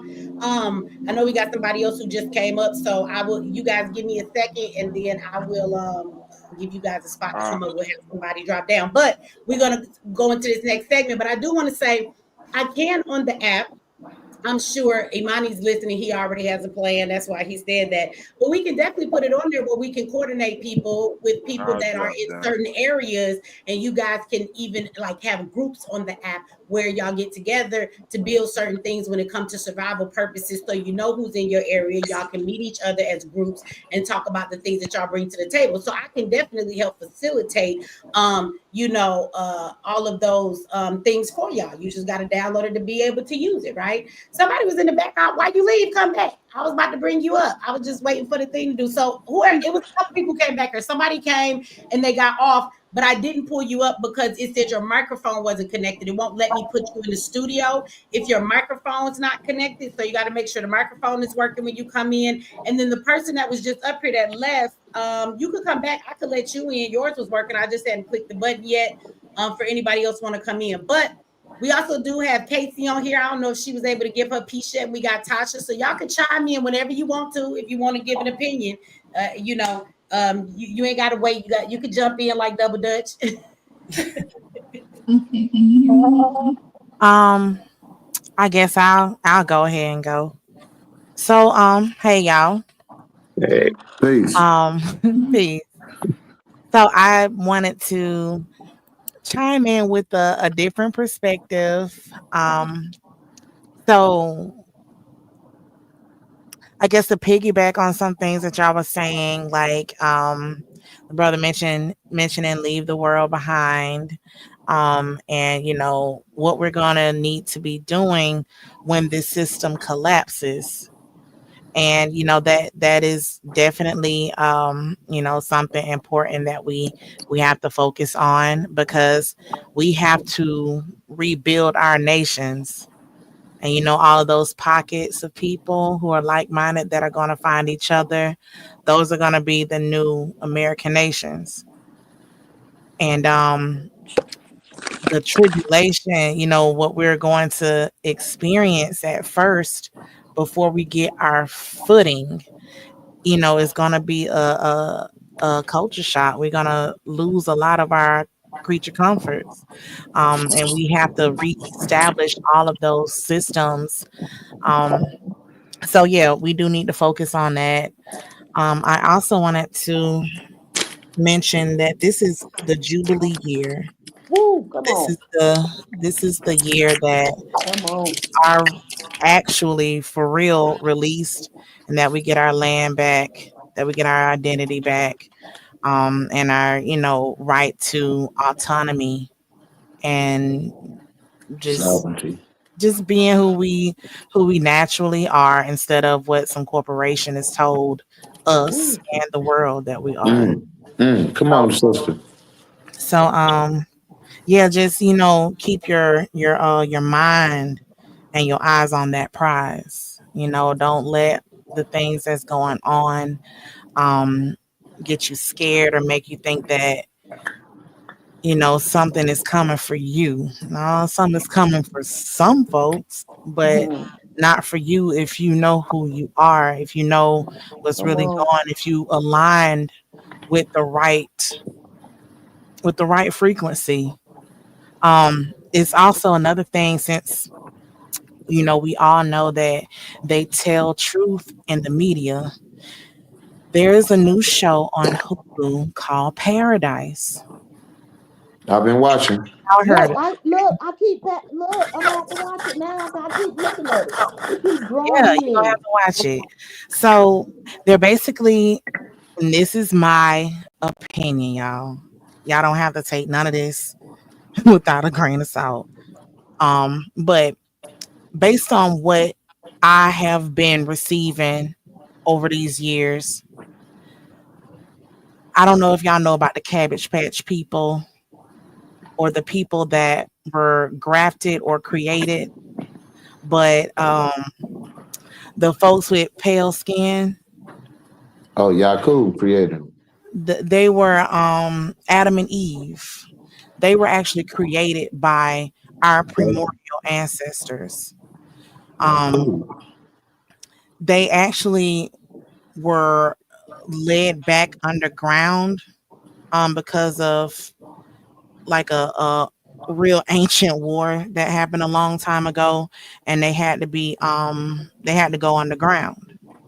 So Paradise, the show on Hulu, is about this city that's been built in what they call a DUMB, DUMB, which stands for Deep Underground Military Base.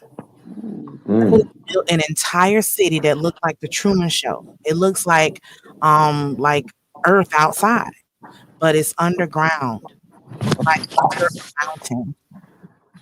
And it's my opinion that the same people that flooded our nation back in the late early 1900s, these people that they brought over on ships, um, the ones that like took over our country and built their nation on top of us, the birth of their nation, those people have to go back to where they came from, which is underground. If y'all look at the movie, another movie telling you something, Gangs of New York.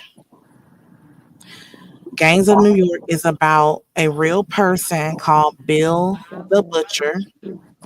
He created the Native American Party, also called the Know Nothing Party. These were the people who started calling themselves American. These are the people who are the ancestors of the people who took our identity away from us because they wanted to be American. And now the same folks that call themselves Native Americans, they're only able to do that because of Bill the Butcher, who is an Irishman that literally was born underground. So $5 Indian. yes, these people actually were coming from underground in places like Europe. They were the undesirables there, and they shipped them all over here so that they could, start their own nation. But those same people, now that it's, the Jubilee year, they nation can't last. They have to go back underground. And what do we do when that happens? That's the question. We get our land and our resources back, but we have to learn how to operate them. So Well, Look, I just Let added me that say, to my let me say something real quick, y'all. Lonnie is in the chat. And Mr. Lonnie, I remember you, Mr. Lonnie. He called himself Blind Lonnie. So Lonnie, you asked how can you get the link to get on? I sent it to your Fahrenheit 212 email, but I sent you the link to get on in your email if you want to go access. That's the last email that the most current one you emailed us from. And so I went and found it and I sent you the link, Lonnie, in your email. And you can click that link and it'll let you come on to the show. Okay, y'all go ahead. If y'all don't mind, go ahead, sister. I'm gonna go make me a cup of coffee because I'll be here all night. I'm gonna let y'all do your thing. I will be back. Y'all give me 5 minutes, but carry on. coffee sound good. When I come back, though, brother was talking about the civil rights, so I would like to then discuss DEI, right, and the conversation around that and how we feel, y'all. All right. all right. You said that And it's somebody called said paradise. mute if you're not speaking. If because y'all be having noise in the background if y'all move around, whatever y'all be doing. So if somebody is like speaking and you're not gonna say nothing, if you'll mute your mic so we can hear that person good until you're ready to speak. But go ahead, sis. You go ahead and finish, and I will be back in a few minutes, y'all. But yeah, that show is called Paradise, y'all, I and just it's found it's it. a good one. It's definitely a good one. Look, I added it to my stuff. I added that and Games in New York to my stuff. When I tell you I have been just coming into Hulu and looking at Paradise and saying, and One just that you go and should find watch what it. I'm find They're trying and to just tell you watch it. watch it, Chad. Watch it. I'm gonna watch it. It's funny that you talk about the shows. I have a very interesting mind, but I'm gonna break down the TV to y'all and basically tell you what it's doing to you. A TV is called a television. What comes on the television media, what brings you the media that you watch on the television is called broadcasting networks. All right. The broadcasting networks supply channels that supply the media to you on the television. And at the last, it's called scheduled programming. All right. So it makes me think about Terminator, makes me think about The Matrix. It makes me think about a movie by the name of They Live. And if you look at Mad Max, right? Mad Max was actually the first one with Tina Turner. That was actually supposed to be depicted in the year 2021. So if you know anything about like Agenda 21, anything like that, these people plan Yeah. years and years and years before, you know what I mean, to what type of society that they want to basically build. And once we get to talking about the smart cities and the grid cities and how basically if you in grid 2 and you over there in grid 9, your stuff ain't gonna work because you can only go 2 grids outside of your grid. You know what I mean? And it's all about control. And going back to the last thing of leave the world behind, it was very interesting that the Obamas released that movie. To me, it was just a depiction of what's to come in the future, and that's just chaos and calamity. Because if you know how these people work, it's something called disaster economics, where these people actually find a way to make profit and to execute investments plans on natural disasters to come. I'm here in LA. You look at the people who houses just got burnt up in Altadena, Palisades, all that property. The phones was ringing off the hook the next day. So yeah, that's interesting. You know, that movie Leave the World Behind is full of so much predictive programming. Oh yeah. And we were reacting to it a little too early. Like the first wave of our reactions, you know what I'm saying? We was on point, but I'm realizing this year that we need to react again because the things that were being predicted in Leave the World Behind are happening right now in They was January happening when the movie came out. 2025. They were, but not specifically. So for instance, okay. one example is and a lot of this shit went over so like most people had. So in the movie, the names of the people, you got what was her name? Her last name was Scott, right? Mm-hmm. Or was it Hey, no, HR Scott was the brother. Yes, exactly. And what was her last name? Oh. Hold on. Ooh. Because it's tied to the Dred Scott case. Okay, come on, let's talk about it because that we not ain't black. a topic of conversation right now when it comes to the 13th and 14th Amendment? Like, haven't we been having that conversation with the rollback of so-called civil rights? Well, It was the whole Scott thing versus. I'm trying to find it right now, but go ahead while I'm looking for this. Okay, I'm glad you talked about that. Pretty much, when you look at colonization and the war that has happened to melanated people since the rise of so-called Europe, it's just basically killing us off, taking our land, and pretty much slicing the resources and dishing them out how they feel they should go to their people. You know what I mean? So in my mind, that's what it was. That's what it was. It's just a different form of war. Now, when you want to talk about Leave the World Behind, one of the interesting things that had happened with that movie, right, is the FBI came out with a terror alert and said that the terror alert was higher at the time that movie came out than it was during the time of 9/11. And I was thinking like, man, what's finna go on? And the whole thing that they said was they believe it's going to be a cyber attack. And then if you look at cyber attack. Yeah, but when you look at things like ransomware, I'm not sure if y'all heard of that, but that's basically where a company or a hacking group go inside a company, kick the people that own the company out their own infrastructure, and then they put the infrastructure in the company and all the emails and the dirty secrets up for ransom.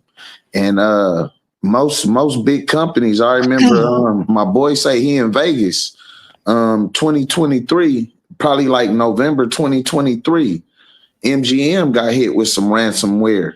MGM. Isn't that the movie company? Yeah. But it's also a hotel in Vegas. People couldn't get out their rooms. People couldn't check in the rooms. People couldn't get out the parking garage. So attacks on the infrastructure is one of the things I think that's coming. And when you looked at one of the things that Joe Biden did with opening up the country, it was some dude came across the border and he like, look, America, y'all know who I am. I'm here. You know what I mean? And they say dude was on the FBI most wanted terrorist list. He was like number 10 or something like that. So Yeah, man, they be talking about it. But this is basically our land. They don't want us to know that it's our land. I don't think that we was brought from anywhere. Like how are we the first people, but we didn't figure out how to sell the lands? Of course we figure out how to sell the lands. They didn't know how to sell the lands. So what they actually did was created this story about how they took us from somewhere, brought us to somewhere else. So we can't claim that this is ours. But if you go on the internet and look up Indian maps of America, you will see from New York all the way back to California, it was probably like 100,000 tribes, different tribes in America, indigenous tribes, the niggas that look like me. So yeah, we not 14th Amendment citizens, and that's basically where you got alienable and inalienable rights, and that's where the government give you your rights, and that's why Noble Drew Ali said that we need nationality, not naturalization. And that's what the 14th Amendment did. Yeah, yeah. And Michi, can I share my screen? You can also read They Came Before Columbus. Oh yeah, come on. I was very certain. You can read that, but it's hijacked. About a month ago, It's not accurate. It's about a still month gonna uphold what's not true. So I wouldn't suggest that. about a month ago, I was listening to a show. Can you hear me? About a month ago, I was listening to a show by a sister named Lisa Cabrera, and she mentioned in this show that basically the Pilgrims, the English, was the second invasion upon those of us that were already here. Okay, That, okay. that the first invasion was the Asians, and the rape of us Hey. by the Asians created the red man in the first place. They never existed. Like the Mexicans didn't exist before the Spaniards came over and raped. Yeah, And and the that Mexicans, yeah, the so about Mexicans time was the an Pilgrims amalgamation came of two over, different people. yeah, so about time the Pilgrims came over, they found us black, indigenous people here, and this new red people, and the somewhat Asian looking, what they call Native American, what that they, coined the Native American themselves, the lighter. And And can I break down that red skin? Can I break down that red Hold skin? on. Did he? So Mm-hmm. He just turned off his camera. Okay, I thought Doc left. I wanted to ask him something. I'm glad he's still here. Okay. Go ahead. But yeah, after you say this, I wanna go back to the topics that's going on in today that everybody want to talk about. I do want to go back to the DEI. So go ahead and break down the red man. But then, see, this is what we do when we get out here. Then we start getting too far left in the conversation. And I know there's a lot of people that want to hear about this kind of stuff, but it is very far from the topics of what we're talking about, right? Now we can bring it back to where it relates to all of that, how we're dealing with DEI, how these immigrants are getting out of here. Should we be worried about them?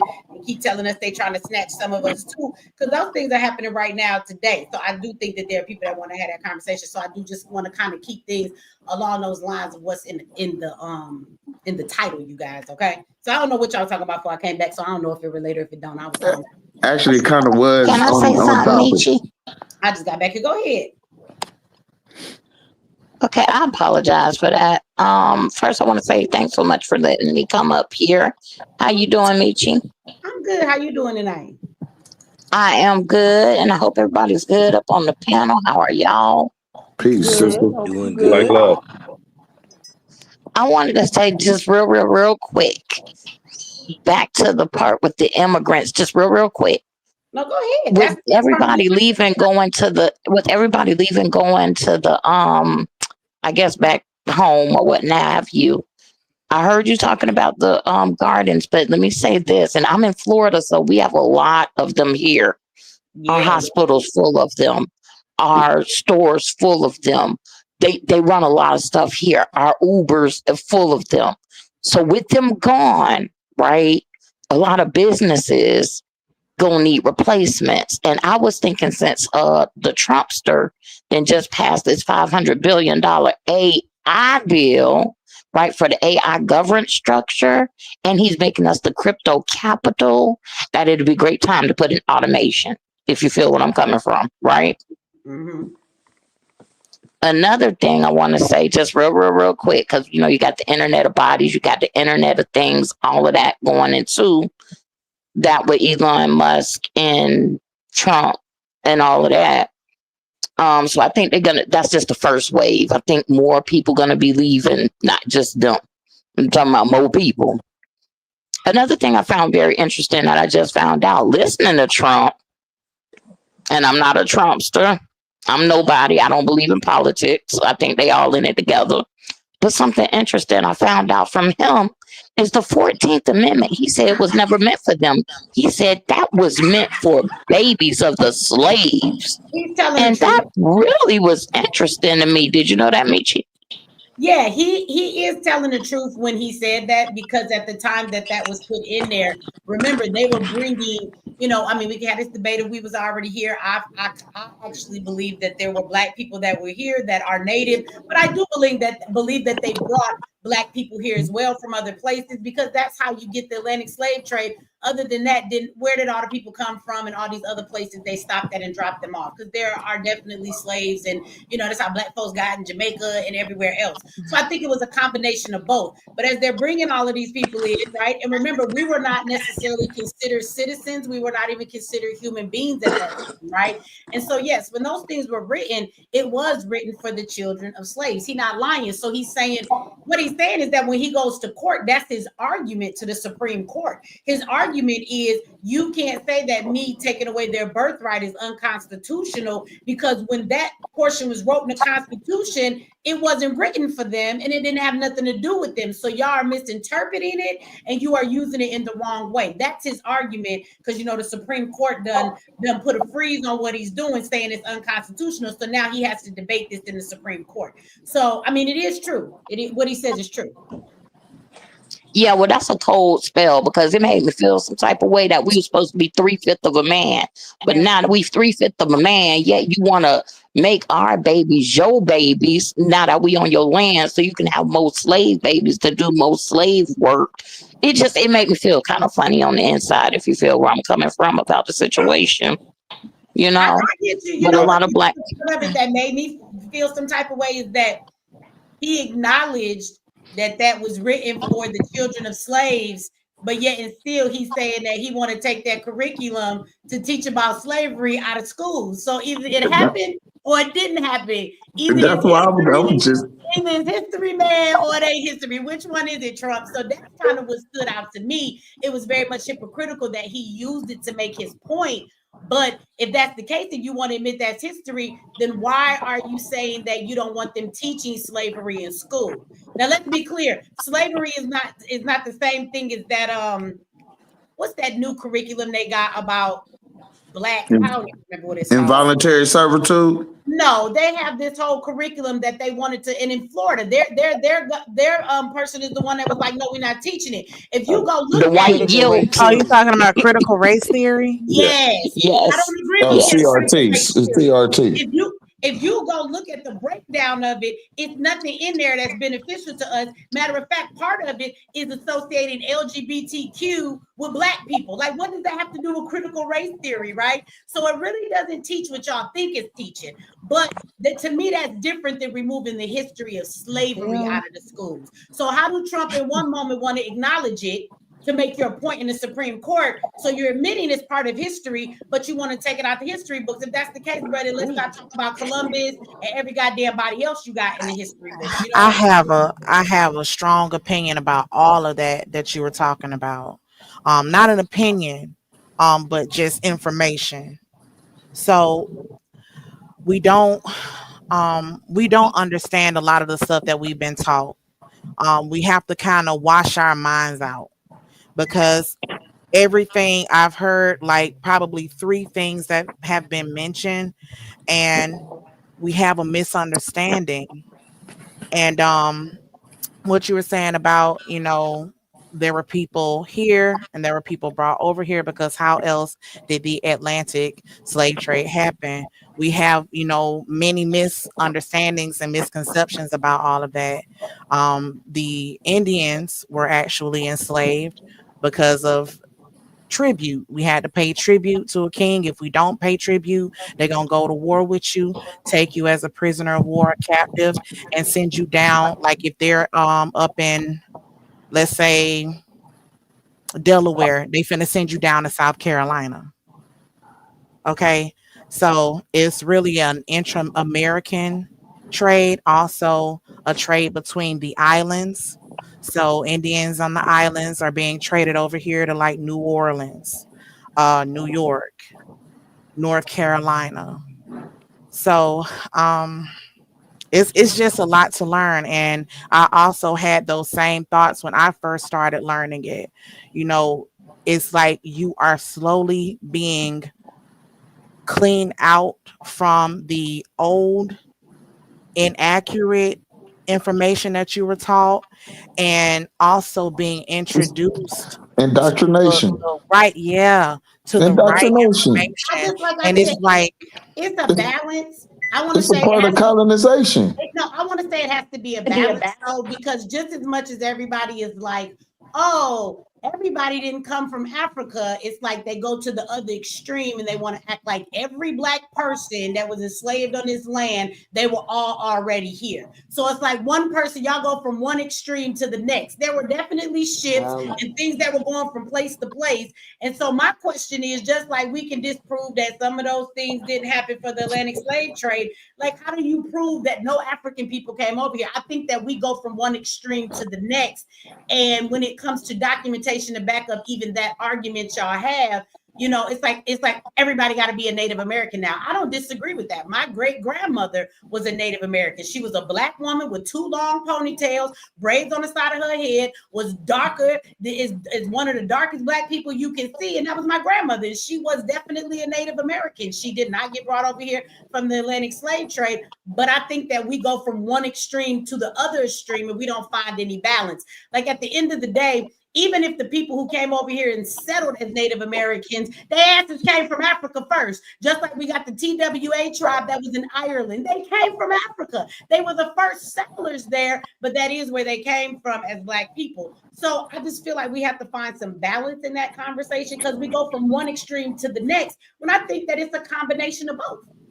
and I can understand why Exactly. you know you're thinking that, but I don't want to go to any extremes. I follow records. And where do Just those show me records come from? the primary sources of information. Where do we get those And records from, though? Because we can't say that the white man is a lie, then use their records and their documents to prove our points at the same time. Well, see, that's why I was That would saying be the $5 purpose of Indian, having a because balance check these people will, Well, you we know know, that. I know that erase we and use put today themselves into we're not everything. Indians. Yeah, we definitely know that. You know what I'm saying? the out of So Africa theory that's also the is that's not the real. whole aspect. Like one of the first things of war, it's not necessarily sending kinetic. It doesn't. War doesn't necessarily go kinetic, especially how it used to go. Before, the first thing that they would do was send in the missionary to soften up the minds of the people. Because once you got the minds of the people, that's why they had in Iraq. The first operation was called shock and awe. It's about awe, discombobulating you, confusing you, and then I'm interject and brainwash you with some new shit. And when you see, going back to the topic at hand, the Civil Rights Act, it was also called the Indian Fair Housing Act. It was also called the Indian Act, and it was taking us away from our sovereignty and our nationality in my mind. Y'all And it want to was be big. Native Americans again? Because I heard that they deport them niggas too. Nah, it's a Yes, they are. difference, though. You ready It's to a, go? Because I heard they was deporting them too, y'all. Because I don't think you was in here, Meet You, when I was talking about the origin of the term Native American, and it was actually coined by a white man, a European. we can't Everything was we Who coined are by That's a just white like also the man. You in Europeans America. NAACP was today. started by some white They're people. Europeans, they're not Americans. we, we They're can't Europeans. we can't exclude the works of Walter Plecker though. Oh For no, we 30 can't. for 34 years he went, renaming us something to take us away from our sovereignty here. You know, Misnomer. Yeah. the other thing I think is what Michi said is right. I think both things happen. One thing probably happened less than the other with the Atlantic slave trade and those of us here. You know, it just came to my mind about a year ago. Pangea. We can see how the Earth broke apart and it fit like puzzle pieces if you was to put it back together. At the time that the earth was separating and falling, because we know you got pyramids on the base of the floor of Japan, and base of the floor of the Caribbeans, what was up is now down, and vice versa. The earth been around here a long time. So I don't think that it's likely that we were standing, you know, in one place and the earth started to separate and say, oh, let's go jump up back on this part over here, Africa, and then circulate everywhere else later. I think black people were every place on earth that the earth was when it We were the separated. first people. Yeah, so Well, look, you for had the original purposes, people.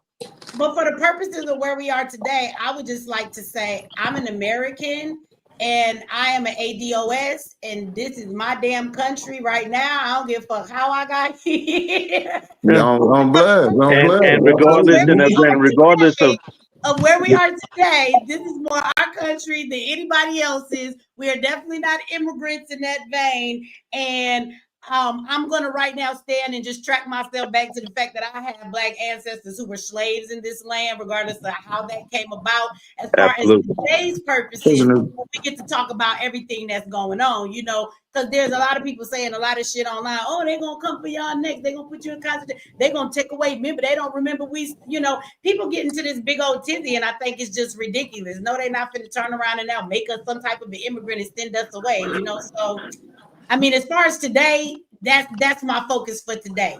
I think that tracing back our history and where we came from is a very big task. I do think it's important to know where you came from and know your history and who you are to get to where it is that you have to go. But at the end of the day, if it's something that is hard for you to know, because while one person will tell them I can trace back my roots, I know where I come from, that doesn't mean that the other black person here that's standing next to you came from the same exact place that you did. I think that we are very mixed up in that vein and coming here, and so, or already being here, you know what I mean? But as far as today, you know, I know that that's what I am. I'm an American that is an ADOS, and I'm not a DEI hire or DEI period. So I Hey, want to say, Michi. shout out. Hold on, give me 1 second. I want to shout out Dr. Tracy. Thank you for always showing Dr. love. Tracy. Shout out Dr. Tracy. She gave a super chat. She said DEI should be dumb. I am over it. Truth be told, with our race heritage of brilliance, talent, skills, and bandwidth, truthfully, we do not need an employer. Hire yourself. She is right. And I also want everybody to know though that we're not DEI. So I do want to ask everybody about that topic. Like, where do y'all stand on the DEI thing? Because I don't know if you guys have noticed being online lately, there are a bunch of white women crying about how they just lost their jobs. I don't see any black people stating that when Trump put a halt to DEI, there are no black people saying I lost my job because of that. It is nothing but white women online crying about losing their job. And that means that they were hired just based on their gender. They were not based on any skill set that they had. It was just simply to fill the position to say we fit the federal quota of having a DEI hire. The number one DEI hire is white women. Yeah, that's what Women, it is y'all favorite Hispanic brothers and sisters, you know, those brown folks we always want to include in all of our stuff. I tell you all the time, we talk about being people of color, but they will use our faith as the faith of people of color and minorities, but whenever something gets it done, it's not for us. It's really not. They will use us as the face of it, but when you actually do the numbers and look behind the scenes, you're actually not the one who benefits from it. They will come and tell you that minorities are owning homes more than ever. People of color are starting businesses, but they're never talking about us. Well, understand, DEI is not us. This is the order it goes. It's white women. How many of you know that white men fall under DEI too? So you got white women, you got Hispanics, right? You got Asians, okay? You got LGBTQ comes before your black ass. Then you have disabled people. Then you have veterans, and then you have black people. Black people is like 0.0005% of DEI hires. They have never used that law to benefit Black people. They still were able to lock you out of that and say that it was a law that benefited us. And all the Black people are running around having a heart attack, talking about they being racist, but this really does not affect y'all. Show me one Black person online right now crying, and I can show you 10 white women who just lost their job due to the DEI stopping hiring. I can show you that. And we talk about boycott businesses and stuff. That's what I was getting ready to say. We done left Target and Walmart. I thought y'all was minding y'all business. Y'all said y'all not fighting shit no more for nobody because we all voted for Trump. Hey, y'all was sipping y'all coffee and sitting on buildings watching it burn, and y'all said y'all was gonna mind y'all business. Now, not them 92% or them 81%, whatever they were. Y'all want to fight again. Y'all want to boycott people and shit. And y'all really boycotting and fighting for white women. And at the same time you're fighting for white women, you're destroying Black businesses. Because this is the thing. Target don't want DEI hires, meaning they want people to be hired based on their qualifications and not the group that they fall under. But Target is definitely, getting rid of DEI doesn't mean they're racist, because Target is definitely a part of an initiative because it has more Black-owned businesses on their fucking shelves than anybody else. All that hair gel you buy, all that edge control, all them pots and pans, all that body skincare, that butter, baby, those are Black men and women who have built businesses and then worked very hard to get them put on the shelves of Target. Target has more Black businesses, products in their store than anybody else. But y'all, but we gonna boycott that? I just want to know how y'all feel about that. We boycotting them or what? Nope. I feel like me, just my stance on it when I talk to my brother, because we similar, like in our tribe, and it's very small when you're trying to find people that's like-minded. If it was truly DEI, we wouldn't need DEI. Like, we've never had diversity, equity, and inclusion. And most people don't know that it benefited white women overall, and it's levels to it, and we at the bottom of it. That's just what I think. I feel like we always, like I said, they use our face for something and say, oh, let's help these poor Negroes. But then somehow they switch it, and the face that they put up as ours, they still somehow use it to benefit everybody else but us. They do that all the time. Like the NAACP, you hear that and think, oh, they fighting for Black people. Girl, let me tell you something. The NAACP do not help none of us when it comes to these Black cases with police. We go to them all the time. They say we can help you find an attorney for you to hire and pay for. They don't help you with nothing. Michi, that's been a plan, man. That's been a plan. When you look at it, right? This is what they do. They will never put I will call it a Moore. Y'all could call it a foundational Black American, ADOS. They will never put one of those, because the whole propaganda is like control opposition. So when you look at, somebody just said the NAACP, it was started by some German Jews, if I believe. Came up around in the civil rights movement, and the civil rights movement was very much run by the communist system, right? Communists were behind Martin Luther King and the civil rights movement. Communists. And you know what else the communists were behind? All of the tests and studies and things that created MK Ultra, which is mind control. And then you wonder how the civil rights movement got you to see things in such a different way that you were willing to destroy Black bus companies, Black movie theaters, Black cab companies, just so you could ride in white people's stuff and integrate with white people. Somehow they told you that you needed that. So simultaneously, while fighting for some rights that you would never benefit from, you are also destroying all the economic power that Black people had built. That's the mind control like a motherfucker. That shit belonged to the Communist Party, and the Communist Party was also behind MK Ultra, which is a mind control program that the CIA runs, that they still do today, but they call it something different. They call it turn on your television. They call it turn on your radio. We're not testing anymore what works. We know what works. So now we just do it to the best. But you know what made it work? But you know what made it work? What made it work was the terrorism. What we've been doing all this time is basically trying to stay out of the harm's way of white people. And so, quote me on this. Ready? I don't give a damn what you say. I don't care nothing about what you're talking about. I don't care what your thoughts are. Matter of fact, I will totally disregard you unless you can kick my ass. Now, if you can kick my ass, and you're relentless about kicking my ass, I'll pay attention to everything you're saying. Everything you're saying. And what happens after the ass kicking comes the philosophy. No man, because when it comes down to what's going on with black people, it's not black women's no responsibility. It's not black children's responsibility. It's black men's responsibility. And no man, not black, not Mexican, not Indian, no man wants to admit that they have been subdued by another man, right? And so if you're not ready to really get down to straighten this thing out where your people can be free, then That's you the have only to way. philosophize with what's going on. Now it look like you're being tricked. And we go along with that narrative. Oh man, they had some real tricks. No, they didn't. They had an ass kicking.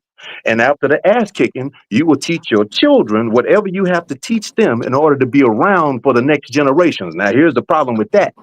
You get a generation or two down the way with a lie.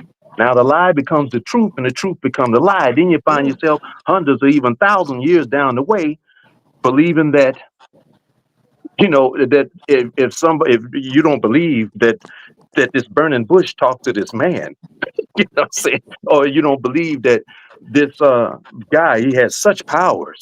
Well, he fell asleep and his deceitful girlfriend cut his hair, you know, and he lost all his powers. Stuff you can only see on the cartoons. You will go with that and you will teach that to your children if the ass kicking's bad enough. And that's what we're living under right now. Or everything we're talking about. It goes back to terrorism. That's it. It's part of war. It's part of war. And we're OG. trying to make sense of Do you nonsense. think that terrorism is only a physical thing? Well, No. what I'm saying is the physical terrorism comes first. See, because again, I don't care what you say, lest you can kick my ass. You can't kick my ass when you do something that's unreasonable for people and for my people or for my mom and my grandmother. I'm going to straighten it out with you.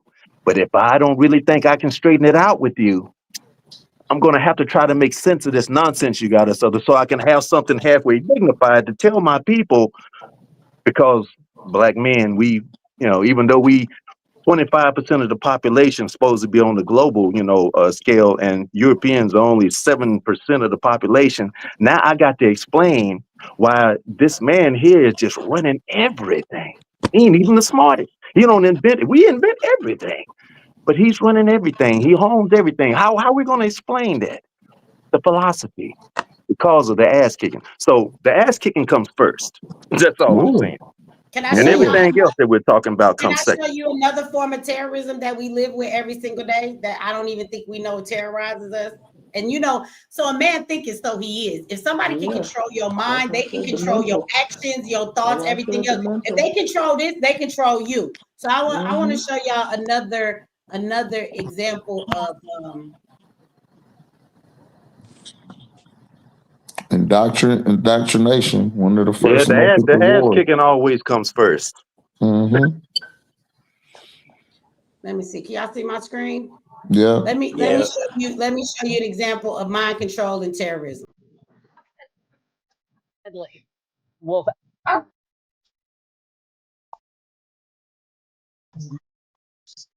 that's all I was. That what the brother said earlier. Talking about the TV program. But That's what there you go. come on, man. Sharing of biased and false news has become all too common on social media. And some media outlets push these same fake stories without checking facts first. Won't go outside the mainstream media. Predictive programming, man.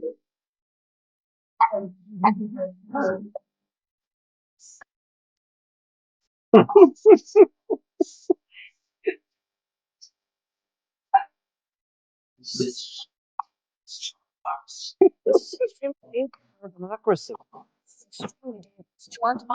It's extremely dangerous to our democracy. This is extremely dangerous to our democracy. This is extremely dangerous to our democracy. This is good. This is good. This is extremely dangerous to our democracy. This is extremely dangerous to our democracy. This is extremely dangerous to our democracy. This is extremely dangerous to our democracy. This is extremely dangerous to our democracy. This is extremely dangerous to our democracy. This is extremely dangerous to our democracy. This is extremely dangerous to our democracy. This is extremely dangerous to our democracy. And this is why we're here with you, Michi. Because we understand that. Yep. Michi, while you was gone, I said that.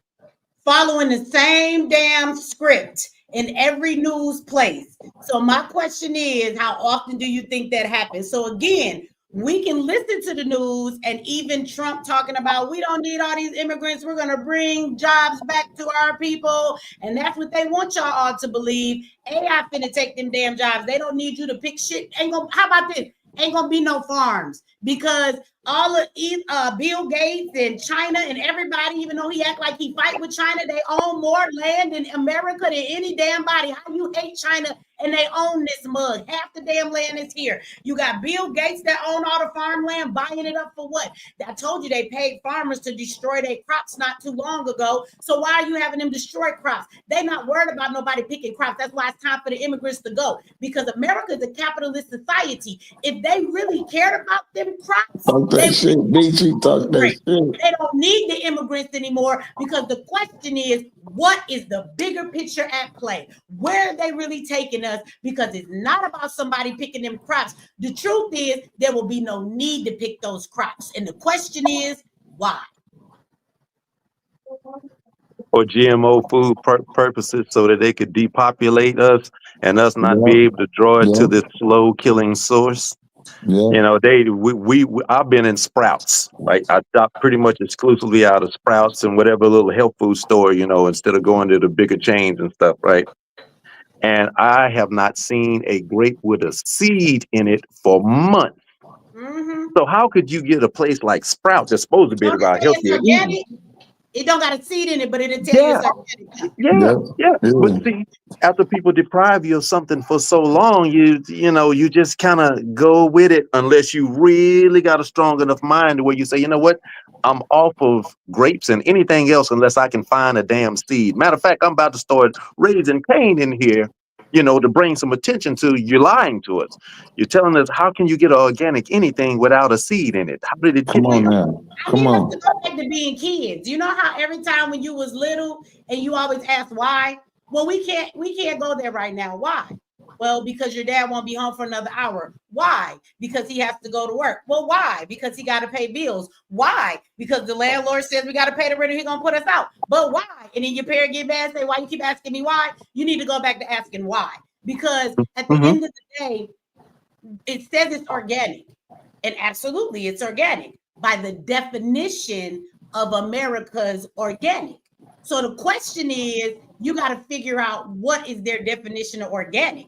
By their definition, it is organic food. But this is the thing. Your definition and the real definition of organic is not their definition. That's why they can label it organic, right?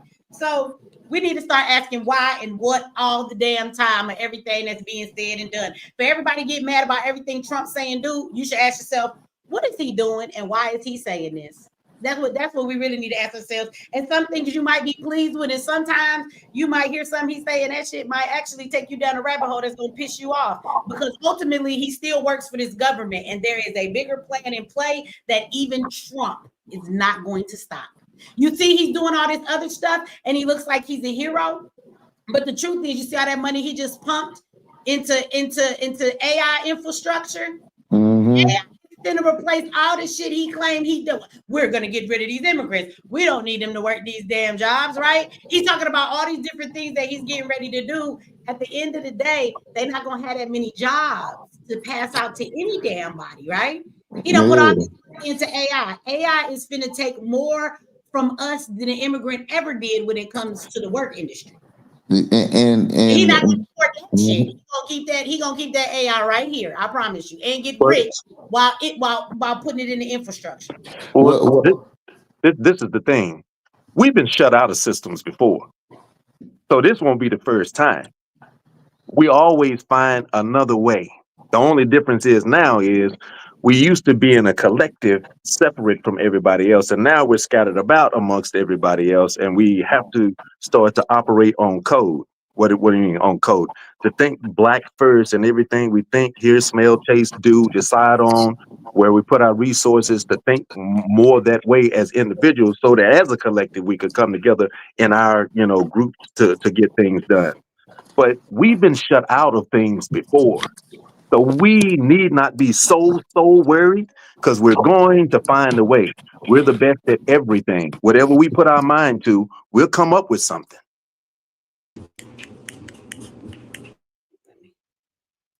I'm just muting people's mics so we can hear because there's noise in the background.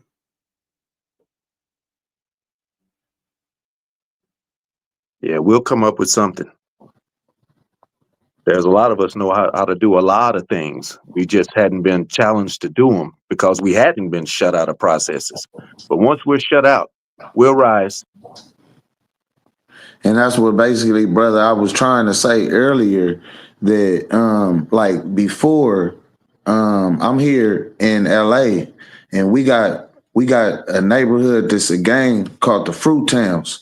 They call it the Fruit Towns because in that little community is known for having a lot of fruit trees. When you looked at us being prisoners of war and we had to till these lands because them people ain't know how to do them and they wasn't gonna do them, we knew how to till the lands. That's why they used us. It just wasn't for the cheap labor. They also used us because we knew how to maximize the harvest out the ground of the land, meaning we knew how to plant it and what time to plant it and how to plant it and all that type of stuff. So again, going back to the conversation of me talking about the infrastructure, we got to just understand how do we know how to live if we can't depend on the government? Not at this point. I don't think we do. Not so for the most part. I think that we need to start looking at these, because when I be looking at the preppers and they talk about shit hitting the fan and everything going out, they talking about how do you deal with sanitation? You know what I mean? How do you take your disposal and turn it into compost, help turn it into compost so you can use it to grow more food and things of that nature. That's what I was saying. We got to be kind of thinking like that. Well, Doc, shout out to Doc. Doc up there, that's what he is. Shout out Doc. He is a prepper, and he is with a group of I need to get with that, brother. Everybody bring their stuff, and that's why you had cut off your camera. I was hoping you had left, Doc, because we gotta do some lives, right? I can prep, but I don't understand nothing nearly what you've done. You have, like you said, you have done a whole lot of stuff that has given you knowledge that I could never have, and so we got to do some lives together so we can get some information, to the people. Yeah, I'm down with that, Mitch. I just say, I've been fortunate. I am an old head. I don't know how I look on this screen, but I've been around for a long time. That's wisdom. You got some knowledge you can give us now. And I've been in a couple different arenas, especially when it comes to emergency management, emergency preparedness, that disaster preparedness, that kind of stuff.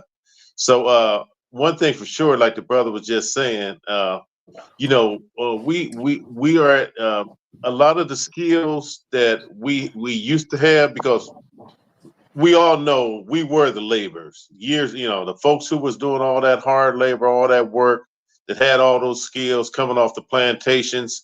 We were the folks doing the gardening, fixing stuff, building stuff, all of that. And those skills were passed on. So we were the original masons, bricklayers, carpenters, plumbers, electricians. But over the years, because a lot of those skills we were pushed out of, a lot of the folks who had those skills, probably have transitioned into ancestry. But there's still people who have that knowledge.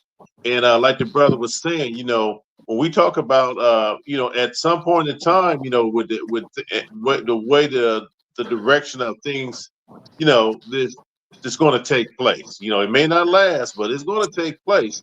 Where we will need those skills. So You know, and you hear me talk all the time, Meech. What I say is, you know, now, you know, each one teach one.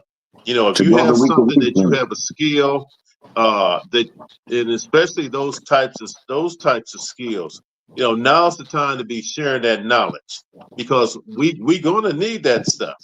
You know, I mean, we're gonna need how to do our own. You know, back in the days, you know, you could find a handyman. You know, we had people in our community that could damn near fix anything.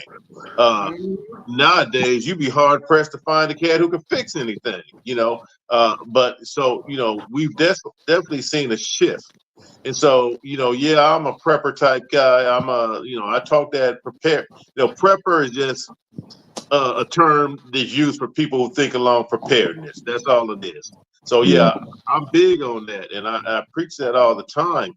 And one of those things when it comes to preparedness, you know, we need to go back to learning those skills that have been taken away or that have been reduced or whatever that we have not had to apply. But that day is going to come where we're going to need those skills again. So I'll just say this, you know, as a collective, you know, when we creating our own communities and we talk about, you know, identifying those people with various skills, you know, the time to be doing that is now. It ain't then when something happens, Right. or the changing of the country or the direction of the country. That should be taking place right now as we speak.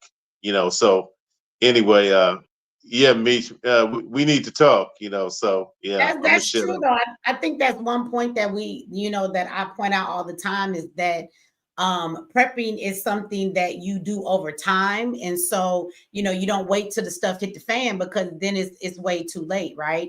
And so you definitely need to be, I tell people this and they act like it's not a big deal, but every time you go to the grocery store, right?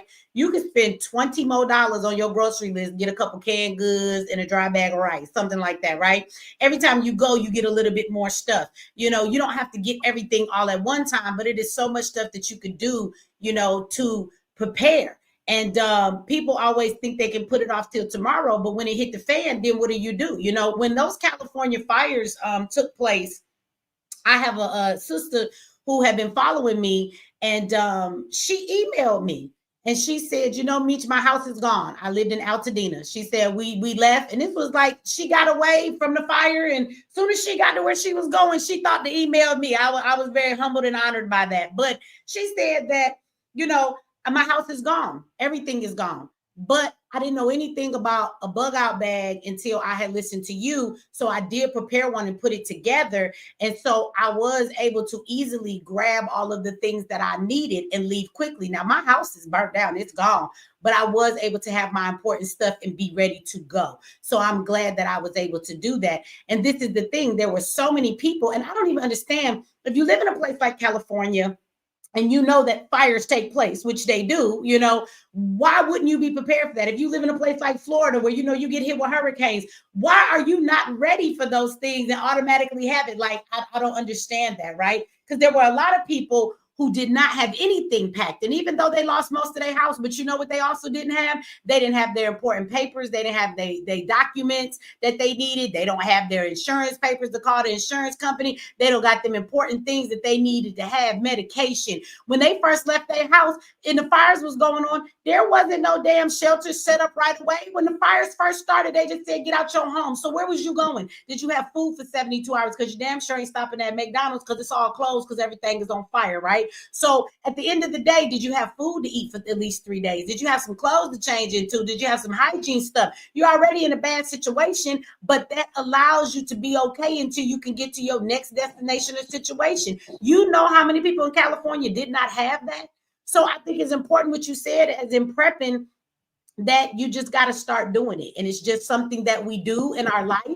I don't care if you've been prepping for 10 years and the shit ain't hit the fan. Just keep prepping, because when it do hit the fan, you gonna be ready. You can't be the kind of prepper that you get stuff and you say, well, ain't nothing happened. It's been 5-6 years. I wasted all my time and my money on this. Like, at the end of the day, a true prepper, I hope that there never comes a time that I gotta really be dealing with all the stuff that I have. But I'm prepared if something does happen. If it don't, then I'm happy because I think about the worst case scenario. I think about all the power grid going down. I think about it being civil war. I think about, them doing some chemical warfare to get rid of the population. Instead of everybody just getting sick and dying, they turn into some crazy zombies like them dudes was in Florida. And now you got crazy folks outside your house. Let's say that don't happen. My mind always goes to the worst. Now you got these people out here in every disaster. In California, everything was on fire, but did we not see people still looting? Everything was on fire, but it was people who still found the time to come in your damn house and steal your shit. Crime always comes out whenever there is a disaster, right? And so you saw that in Katrina. People were in such desperate states, but there was people out there, they was raping folks, they was taking water from babies, from old women, and letting them die and did not care, because in that time it's survival of the fittest. And y'all seem to underestimate that there is just an evil group of people out here who are like, the police ain't coming, ain't no order in society right now, I can do whatever I want to do and ain't nobody gonna stop me. And so I'm gonna just go commit some crazy crimes just because I can. So for me, my mind is always on the worst case scenarios. And if they happen, I am not going to be standing around like, yes, I've been waiting for this day. I'm going to be ready, but I hope that it doesn't ever come to that. So that's what you got to understand about a prepper too, because you get people who be like, ain't nothing finna happen. Y'all been saying this shit for years. All right, well, when it do, don't bring your ass to my door, because I got something for you, and it will definitely not be no water, no medication. I don't got no candles for you. I got a bullet for your ass, and I'm not gonna miss, because I only got one for you, because ammunition is important, because once you run out, that gun is only as good as them bullets. After that, it just becomes something for me to beat you with. So I'm not gonna waste too many of them on you either. Yeah, you're 100% right. Peachy, I wanted to say something if you don't. I'm sorry. I'm sorry. Ladies first. My fault. I'll wait till you get done. No, I just wanted to say, even though, those are worst case scenarios, what about not so worst case scenarios? Like you lose a job, some prices go up, like rent go up, like inflation go up. Just, it can be real basic type stuff. Your car break down, so you can't go to the store that's 50 miles away. It's nice to have a little something extra. It's just nice to get a couple extra items at the store. It's nice to get some batteries and some flashlights in case, something go out, a transformer blow, but to prepare and build upon that. So, I'm a prepper type. Like I'm extreme like you. I'm solar generator, all of that. But when I talk to people, I try to explain, just in case something happen with your job, your boss get mad, y'all always arguing, they beefing, you never, anything could happen. You know what I'm saying? Have some money saved up. So maybe you got to talk to them like that, because they never believe nothing bad happened. They never believe. You're right, though. You're right. It's not just extreme stuff. I just prepare for the worst, because then I figure anything under that I'm ready for. But weather. How many people in a okay. Now we just had a weather cold come through the whole entire country, right? It was snowing in places that it don't never snow. Now Georgia got some snow.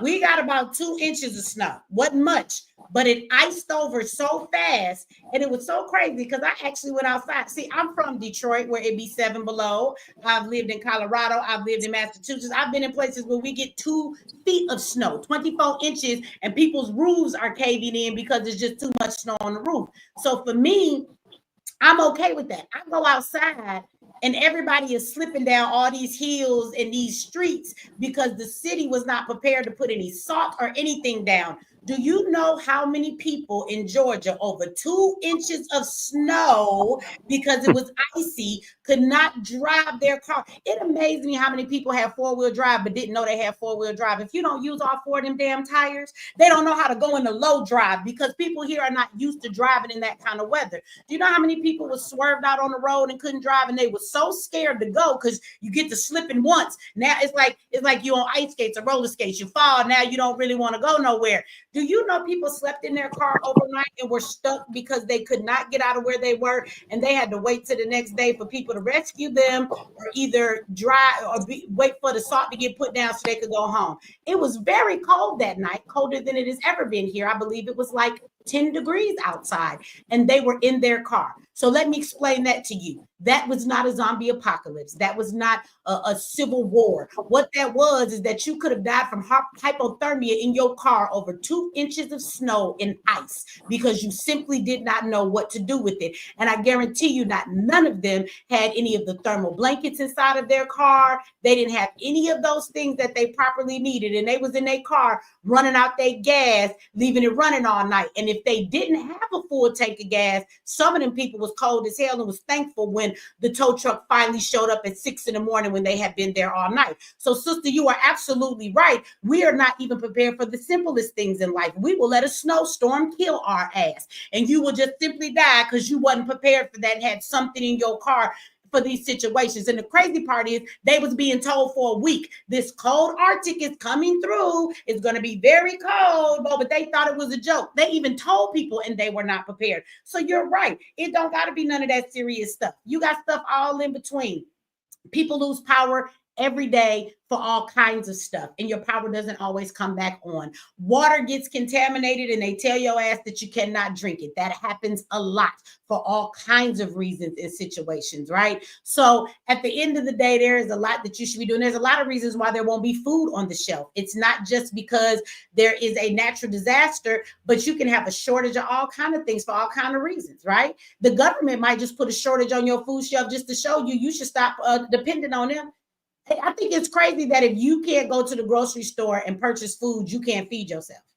You are so dependent on the government. That's the truth. If you think that you are going to have power just because you paid your light bill and flicked on the switch, you are government dependent. If you think that anytime you get hungry, as long as you have the money to pay for it, you can go to the grocery store and there's always going to be food on the shelf, you are government dependent. If you think every time you turn on your faucet, there's always going to be clean water that's going to come out, you are government dependent. And they like to have us dependent on them because at the drop of a hat, they can take any of those things away and you will not know how to survive. You don't know how to put roof over, how to have shelter built over your head. How many of y'all can take a tarp and build you some shelter outside? How many of y'all can do that? How many of you know how to clean water or have something that will help you clean water or have stored water? You know, there are containers you can buy. Fuck some Jordans. Go get you a goddamn container that store a couple 100 gallons of water and you can put it in there and just leave the shit for when you need it. But we don't think like that. And then when your ass over there dehydrated and shit, you about to die like on the movie Cujo because she was stuck in her car. She was thirsty as hell. We're hoping that dog will go Or away. you can get a pool, even a little kiddie pool or something in the yard. You can put some water in that. And look, use them little straw things, them little straw things, you know, them filter straws to drink. Life straw. Try to cover that thing up though. Yeah. You can get a life straw, but I would No, when you put chlorine, because I had a pool, when you put chlorine in it and the right chemicals and stuff, it makes it, you know, you can use clean that. enough. But the thing about that life straw, baby, you can take that to a muddy pond and come out with some good, clean water. That's the good thing about that life straw. Well, it depends. And you can correct me if I'm sorry. wrong, Doc, but it depends. It do depend. Them life straws will clean a certain type of water, but some of that stuff is so dirty, you have to actually know how to filter it and use it and be able to use a stronger system. Yo, Art, you And want then to use a life straw. Go ahead, brother. Yeah, you're right. Oh, I didn't know that. I'm glad we talked about it. Yeah, you're right. You're right about that, Michi. Life straw is more like a filter. It will filter out certain things, but it doesn't filter out things like heavy metals, heavy chemicals, things that might be in that water that you don't know about. So it don't purify that water you drinking. It just helps to filter the water you drinking. So yeah, don't think that life straw is a be all do all. You know, if you don't know where that water source is at, where that water, the source of that water that you drink is coming from, you know, because you might be downstream from we'll say a damn chicken farm factory, where, you know, a lot of stuff is being thrown into that water. And so that life straw is not going to filter that. I mean, it's not going to purify the water. It filters the water. So yeah, there's levels of it, right, Doc? So you have tablets, oh, yeah. and then you have systems you can create yourself to be able to actually clean the water really good. So it's several things. I would say that life straw is the very minimum of cleaning some water, probably like out of your sink. Like if you can't boil the water, but your like city tells you that the water you need to boil your water before you drink it, but your stove is maybe out because of power too, then the light straw will probably be good for that. But if you're Yeah, outside and you're drinking water in the stream or water that's sitting still, or you put it in a cup and that water brown as hell, you're gonna need a little more for that. Yeah, we need to build a fire. I wanted to also let me know. introduce a natural. So how do you do the activated charcoal part? What's your name? I'm sorry. I want to let brother Yo Art go because he been waiting so patiently. He done raised his hand 3 times and he keep mute every time he talking. So he just been waiting. We're gonna let this brother go. Go ahead. So I gotta put y'all on something I seen today. Look up this movie called 2073. They predicting the future. Like they had drones in the sky and shit like that. Pardon my language, but and I have one more question for the guy that does prepping. I live in New York City. Where this movie at? It's on. I can watch it. Amazon. You can look on Amazon. Look on Amazon and Google. Look up 2073. They predicting drones flying and buildings falling and all types of shit. Like that shit is so advanced. But I got one more question for the dude that prep. I live in New York City in a project at that. So how would you prep in that situation? At my position, like you don't got that much space. The way I would address that, the way I address that, when you talk about prepping, one thing that, I'll put it like this. One of the first things you do in any situation, we do what we call a hazard vulnerability assessment, risk assessment. Basically, what you're trying to do, you're trying to identify those things that have a high probability of taking place. And so when you're developing your preparedness plans, it's based on that. So, for example, like Michi gave the example, we know every year California has wildfires. Okay, so when shit is on fire, you got one or two choices: either you stay or you evacuate, because you ain't gonna fight that fire. Same thing on the East Coast, up and down the Gulf Coast, Florida, Louisiana. We know it's hurricanes. Same thing. You get that heads up, hurricane coming your way. Some folks choose to ride it out. Some people choose to evacuate. So if you live in an urban environment, and I always like to talk about this when it comes to prepping, especially like people in urban communities or like we say like New York City where y'all have like a good public transit system. If you're talking about prepping and say maybe we'll say, I give you an example, bugging out, evacuating because you're in an apartment and something's going on where you need to get up out of that city. Now, if your only means of moving around day to day because you don't have a car and you use public transportation, your plan revolves around how are you going to evacuate if you don't have the means to evacuate? If you walking out, you riding a bike, you done talk to your neighbor who got a car that says, okay, if this is taking place, you'll let me ride out with you. I'm just using that as an example. If you had to evacuate and you didn't have a dedicated transportation. People live in an apartment and we always talk about growing food and stuff like that. A lot of times, of course, you don't have no backyard. You don't have no garden, a place where you can grow stuff in your backyard. So now you're looking at containerized stuff, growing stuff in, plastic containers, might be out on your patio. Maybe you got a little area out on a little platform behind your apartment. You have to look for spaces that will allow you to grow something. I'm just using that as an example. Okay. Say you got a situation where you got the shelter in place, and the building is being impacted.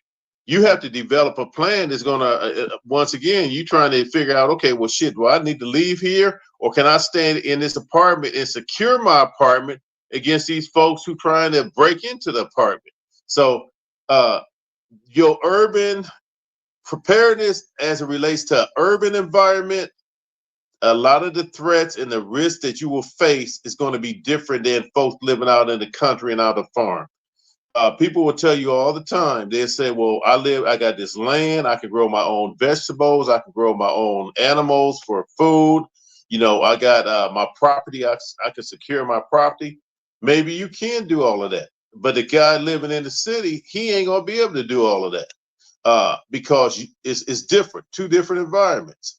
most time when there's stuff going on in the city, and I'm gonna just say this and I'm gonna shut the heck up. You know, it's because this relates to us. Because you'll hear this a lot. A lot of folks in this prepping community, the first thing they'll say, well, I'm gonna bug out and I'm gonna go out to the country, I'm gonna get out of the city and I'm gonna head out to the rural areas and I'm gonna just set up my camp and you know, live and survive out there on somebody's property or out in the state park and all that. It sounds good. It sounds good, okay? But here's the deal. If you happen to get to that point, those farmers, they look at those people out in the country, especially them folks who don't look like us. They call you city dwellers. They are anticipating people leaving the city because that's where the threat is at, or that may be where the threat at, coming out into the rural areas trying to set up and survive on their property. You're considered a threat. You are a threat to their safety. So if you think somebody will allow you to come out to the farmland, out to the countryside, and set up and camp out and do whatever you're going to do, that shit ain't going to last too long. Because once you start running out of food, them 72 hours or 48 hours or a week worth of food, now you're at the mercy of, you're begging and asking somebody else, hey, can I get some water? Can I get some food? You know, if I'm that guy on that farm who I got all this stuff, and here you are, you done came out of the city, brother, and now all of a sudden you asking me, hey, can you give me some water? Okay, my family is with me. Can you help me with some food? That first day, I might give you something, but now I'm thinking about every time I give you something, that's taken away from, you know, what I need to survive for me and my family. So the first time you come around, I might give you something. Second time you come around, I might say, heck no, you know, I'm not going to give you anything. The third time you come around, bro, you might be trying to kick in the damn door. So to eliminate that threat, because you are a threat at that point. Actually, you was a threat as soon as you occupied yourself on my land, is to eliminate the threat. So I know that's a long ass answer to a short question, because you told me you're in the city. How do you prep for the city? First, you need to identify those things that are likely to happen, high probability of taking place. We call it a risk assessment. And you start trying to identify, developing your plan based on those risks. And I'm gonna shut up because I can talk about it. You ain't got to shut up. That was good. That was a good answer. I think that's why it's important, though. One thing that you brought up, when we talk about building, you know, our network with other people, those are the things you keep in mind, right? You might not have land, but you may find someone that has land. But that person who also has land may be, you know, a couple or a woman or somebody that would need some more protection. Maybe you being younger, maybe you're better good at, you know, when it comes to hunting down food. Maybe you're somebody who has medical skills, you know, maybe you're just the strength that can protect the place. There's all kinds of things that we can offer to one another. And I think that when you build a group to be able to bug out with a group of people, that is important to make sure that everybody has an aspect. I also think that when things go a little bit haywire, it is important for the group to be diverse, because sometimes you may have squabbles and disagreements among your group. But if you are someone that brings something that the rest of them don't, they are less likely to do away with you or dismiss you, because they need you just as much as you need them. Because people can be good, but people act different once things turn crazy. You would be surprised. Somebody could be your best friend, could be your family member. In a survival situation, they can turn into somebody that you've never known, right? So I think that's important too when you are putting together your groups, to make sure that you have the dynamics, because somebody can have land, but if that's all you got is land, you have no way to protect it. You don't know how to grow on it, or you don't have all those other things, then they probably need people to help them too, right? So, right. You know, I think we keep that in mind as we're building our group. So I think that's why it's good to not be alone. Wouldn't you agree, Doc? Like when it comes to survival, you don't want to be alone. No, you can't survive alone, because you can't be woke 24 hours a day. Yeah, I mean, you could have all the bullets, the guns, and everything, the supplies you think you need, but you got to go to sleep at some point in time. You know, you cannot be up trying to safeguard and protect that stuff. Also, what happens if you get hurt? You get sick. You might be doing something and you get a a simple cut that gets infected, and now you need medical care, but you out there by yourself, trying to survive, but slowly dying from an infection. So no, that if you think you're going to be that lone wolf out there doing it all by yourself, surviving on your own, it ain't. No, that's make believe. Yeah, that's a Even the fantasy. best trained folks, you might be able to survive for a period of time, but it's not going to be indefinite. I mean, but I want to say this though. I think because we was talking about some of the folks was talking about TV shows earlier, and I mean, and I don't laugh at this, but this right here, what I'm about to say is real. One of the best shows that you can watch to learn a lot about preparedness, survival, urban country environment is The Walking Dead. Go back and start watching The Walking Dead from damn near start to finish as those groups transition from them different environments and they Yeah, come against different groups.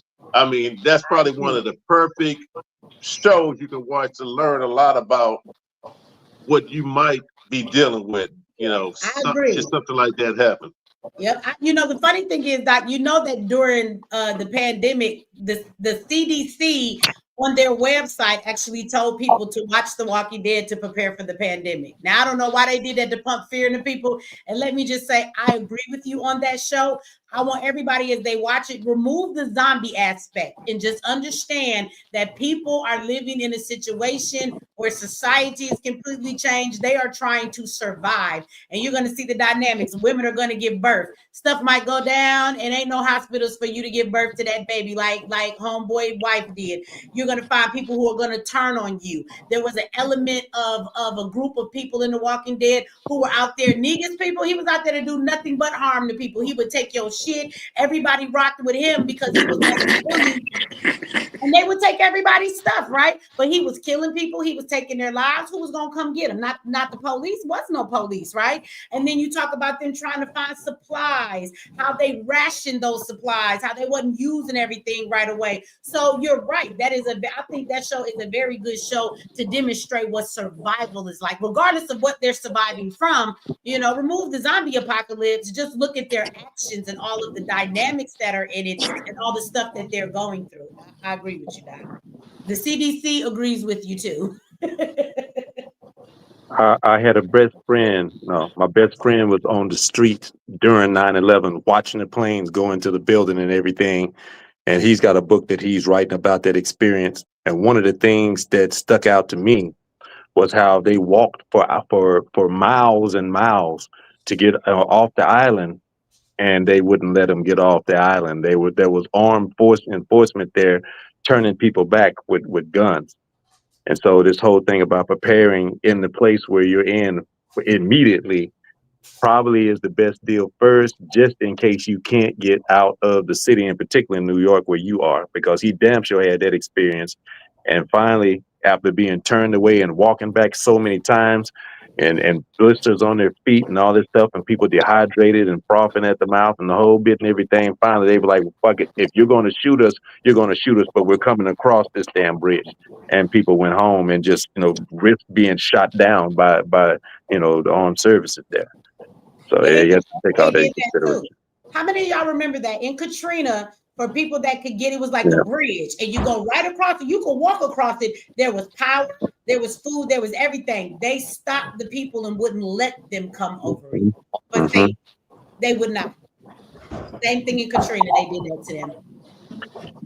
Michi, I have been following you for many a years, and I was one of the first monthly members on MX Network for over a year or something before I started, having my whole stuff shaken, with people taking out. I have a bachelor's electrical engineering technology. I've been running train control rooms for 21 years. I finally got in the railroad as a dispatcher and the whole thing. And I had someone just decide that they were going to test their will and just take my good job. So me, with all that I have, found myself, after 20 something years of being stably employed, starting my whole life over again. I'm now 57, right? So when I lost it all, I went in and I finished publishing a book that I had started 20 years prior, got it out last July. I started working on my cartoon, which is actually a career training program for elementary school kids. You know, as we're talking about this whole thing, my whole, thought was, well, when the war is over, because we gonna survive, some of us gonna survive. Do we know how to do anything like we talking about here? And so I realized that every time I stepped up and talked to a mother with her teenage kid, or any teenage kid, they didn't have a clue as to what they could do or what they were going to do as a career choice. Because I'm living proof that a good job with a really prestigious, title can be just straight taken from you. You ain't got to do nothing to lose it. I mean, they're still using all of my data and everything that I provide and everything in the old systems I work in, but I'm not there anymore. And so having a degree and a good job, that's not it. What do you know how to do that makes you viable at any community that you walk into, with language being the only barrier? And so this is what my career training program is, in the form of a cartoon, where I take all these industrial terminologies and everything and break them down into what children can understand easily. So there's no more confusion about the different types of engineering and what's most important, because that's what COVID proved to us. The non-essentials went the fuck away. And what was absolutely needed was the only thing that remained. So I'm sitting over here doing all of this work. I got a bomb cartoon with the You theme create music, and cartoons? I got the bomb cartoon with the theme music and everything here. I've written a book with a second book on the way, and I now have a podcast, the Hidden Thought Show, that's getting down into the reasons behind our motivations, because a lot of times our children can't get what they need because the parents are in the way. They say, oh, we need strong black men in the community. And as soon as you ask their child, what do you plan on doing for a career? They're 15, 16 years old, don't have a single clue, which means that most parents have been just storing kids. And when that 911 call came, for children came through, it became unlike it was when we were being raised. Parents nowadays are afraid of their children. So they really don't want to do anything that's going to piss their kids off. So if I say something to a child and it shows up that they ain't really been giving them that type of training, or trying to find a route for them to be able to be self-sufficient going into the future, they don't want you saying anything. So I had to do this cartoon, to do my last. Like I say, today was the February 1st. My father passed back in 2007 at my age now.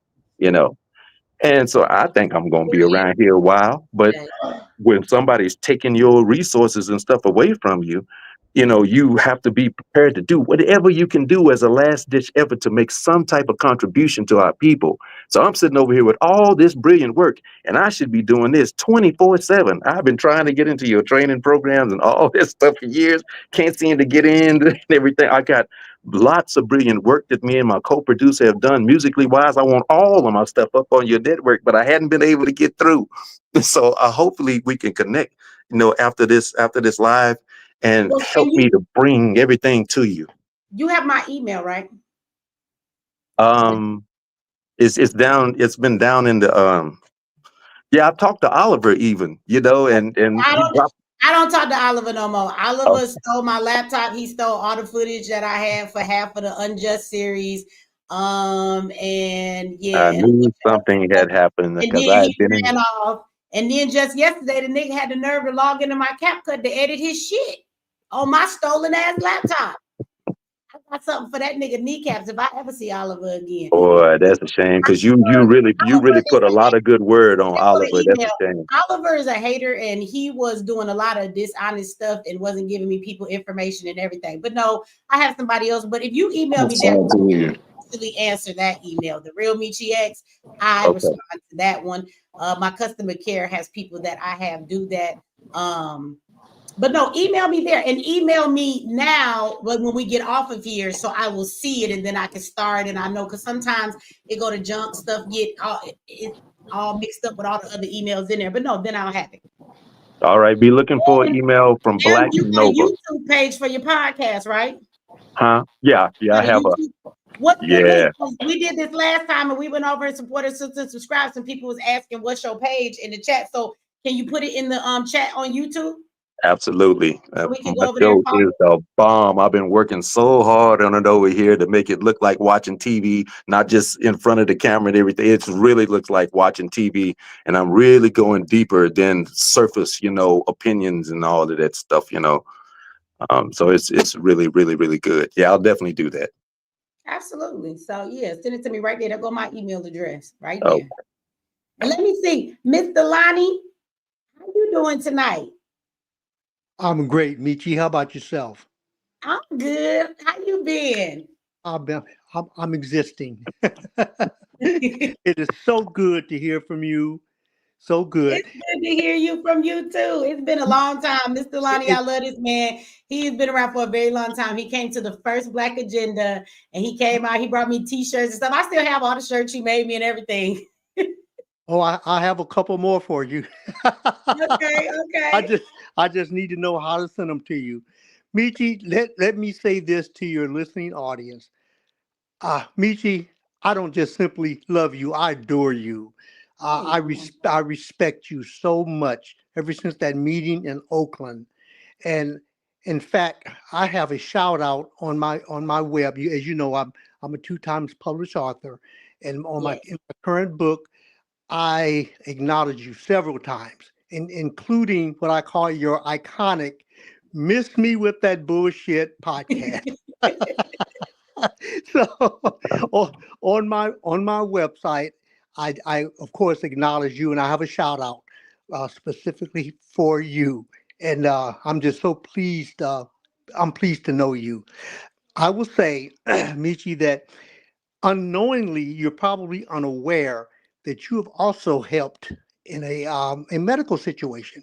Everyone knows what ED is, right? Yes. Okay, let's hold that thought. Michi, stop laughing. I will say this, and I'm a cursor too, but every time you curse, you make my dick hard. So that's just. Mr. Lonnie, they're probably think like BT ever feel this embarrassing blush, y'all. I'm so embarrassed right now. I love you, Michi. But I'm glad absolutely, I can help you absolutely. with that. I want to reach out. I want to reach out to Doc and also the author. And this is on the real because Doc, I am 78 years young as of January 4th. So I don't know what your age is, but I like to tap your brain. And the author, let's get together. Anyone on the call, I'm going to give you my phone number. It's okay to call me. Area code, and I'm in South Sacramento, area code 916-968-0844. And if you Google my name, Lonnie DeWitt, you'll find out more about my book. However, if you want the title of my book, here it goes. A, the letter A, which is the word. The next word is foe, F-O-E, foe. Next word is real, R-E-E-L, a faux real white man's nig, followed by 6 asterisks. A faux real white man's nig. It's a very serious book. It's not a toy. Michi will tell you, I don't play. My website, for those interested, the number 4 for real raw truth.life. So the number 4, real, REEL RAWTRUTH.life, LIFE, living in fear every day. So please reach out to me. And Michi, I love you. I love you. I'm glad you back, Lonnie. Stay quiet. And Michi, also the last paragraph in my book, my current book, the 25 chapter a book. I mention you and other and kings and queens that I really depend on, and I'm excited and happy to say that because of you and other like-minded kings and queens, I am happy to say that I am a true sapiosexual. People who don't understand that, look it up.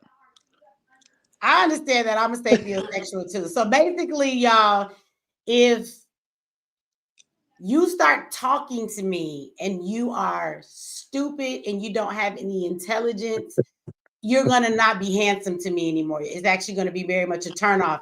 You can not be the best looking guy, in the room. But if you start talking to me and you are an intelligent man and you have some great conversation, you can teach me some things and you are smart, that will make you the most sexy man in the room to me. So I get what he's saying. Sapiosexual, you're attracted to a person's intelligence. Because I've seen men all day long, I'd be like, oh my God, he's so fine. And he starts talking. And he opened his mouth and I'd be like, oh, never mind. Never mind. You should have just kept smiling and didn't say nothing. I'm a sapiosexual too. I am attracted to a person that has some intelligence. That is very attractive to me. Anyway. And apparently it's attractive to Lonnie too, y'all. Well, hopefully I have a little bit of intelligence. Mr. Lonnie, you are a smart man. You have all the books that you've written that you gave me. Shout out to Shaman. Shaman, thank you for the super chat. He said, "Oh Lord, Mr. Lonnie, LOL." Well, thanks for fixing my ED. Every time I go live and Mr. Lonnie say he in the chat, every time I cuss down, it's gonna be different in my brain.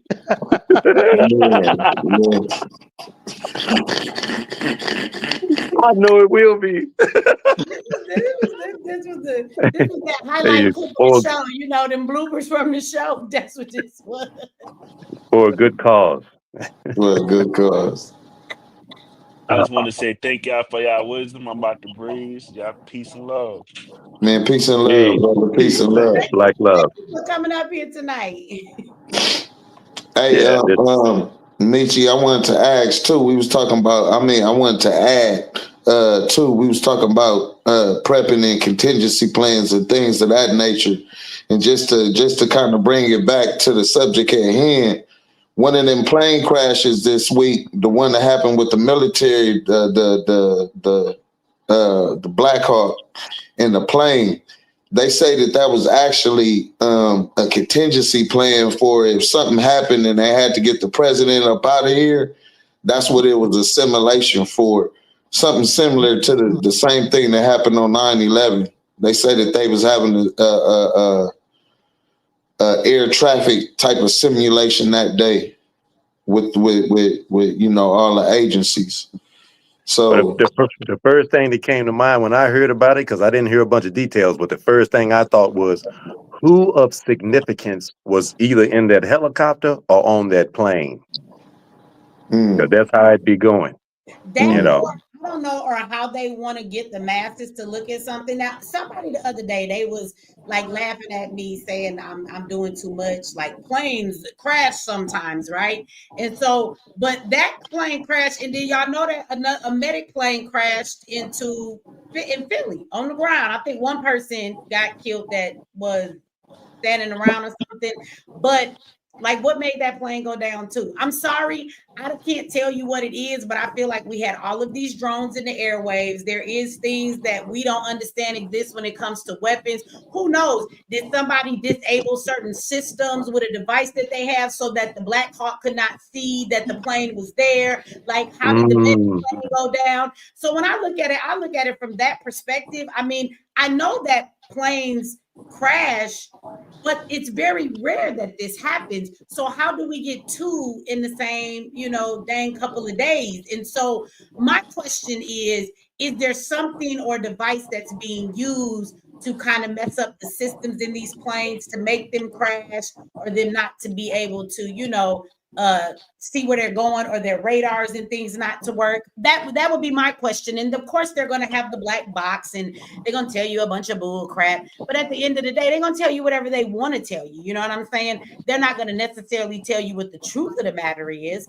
So again, I just showed y'all that clip from the news and them saying everything that, everybody wants them to say. So when it comes to stuff like this, I definitely don't expect them to tell us the truth, because if we want to go to the drones, did y'all saw that Trump had his press secretary come up and say, "Oh, we know what the drones are now, right?" Yeah, ain't nothing to be worried about. That was not an answer to what they were or what they were doing. But then I just want everybody to stop and think about it. I made a video about it. If y'all didn't see the video with the clips, I brought the news to break it down for y'all. But they were going very hard to deny those things, to act like they weren't theirs. They had officials in other cities, mayors, governors coming forward, talking about being protected. And what are these things like? If they belong to the FAA, why didn't y'all just say that shit? Like, that's how I know they was using it for some messed up stuff. Because if not, what are you hiding it for? Like, that's crazy to me. We have not yet uncovered that. We had this fog that, again, them drones wasn't in the sky for no reason, right? And the fact that they would not admit it to us tells me that they were up there for some troublesome reasons that they don't want Americans to know. What research were they doing? And what are other things? You answer those questions, then we'll have an answer. What they told us was not a damn answer. So I don't know if that's I don't know if that's connected to the fog. Some people said that they were the drones were spraying stuff down on the people. So I don't know if they were connected to the fog. It could have been, right? And I don't know if the drones being in the sky, because people have said the drones still ain't left. Like, ever since they came, they've been there. So they're still out there, according to some people that live in these areas. They've said that they still see these drones, right? So do they have anything to do with what's going on in the air that is now causing these planes to be crashing back to back? That's what I wonder too. So can I say something about the drones? Good, so yeah, on TikTok, if you look up Dior bags, that's where you see more drone information, because TikTok has been erasing and deleting people videos. Let me say this as well. When they came back online, Facebook bought TikTok. So if you go look in the terms now of TikTok, they done changed up the algorithms, they pushing agendas and things like that. The people figured out on TikTok, I'm new on there, so I'm just sitting back, sipping my tea, listening. But they done figured it out, so now they got a bunch of code words for things. For example, the immigration protests y'all seeing, I saw it on TikTok, and they had it under the code of cute winter boots. And so they were saying, if you wear cute winter boots, we're going to be meeting in Chicago at this time, in Florida at this time. Blah, blah, blah. So with the drones, Dior bags. So that's what they've been doing, throwing you to throw the algorithm off, because now Marky Mark and the Funky Bunch over at Facebook own that, right? About the drones, though, something that I found out on TikTok, it happened to pop up on my line, is this thing called kamikaze drones. So in Ukraine and Russia, they have body cams on the soldiers, and you can go on TikTok and see them fighting war in real time. And these drones are literally blowing up the soldiers and buildings and stuff.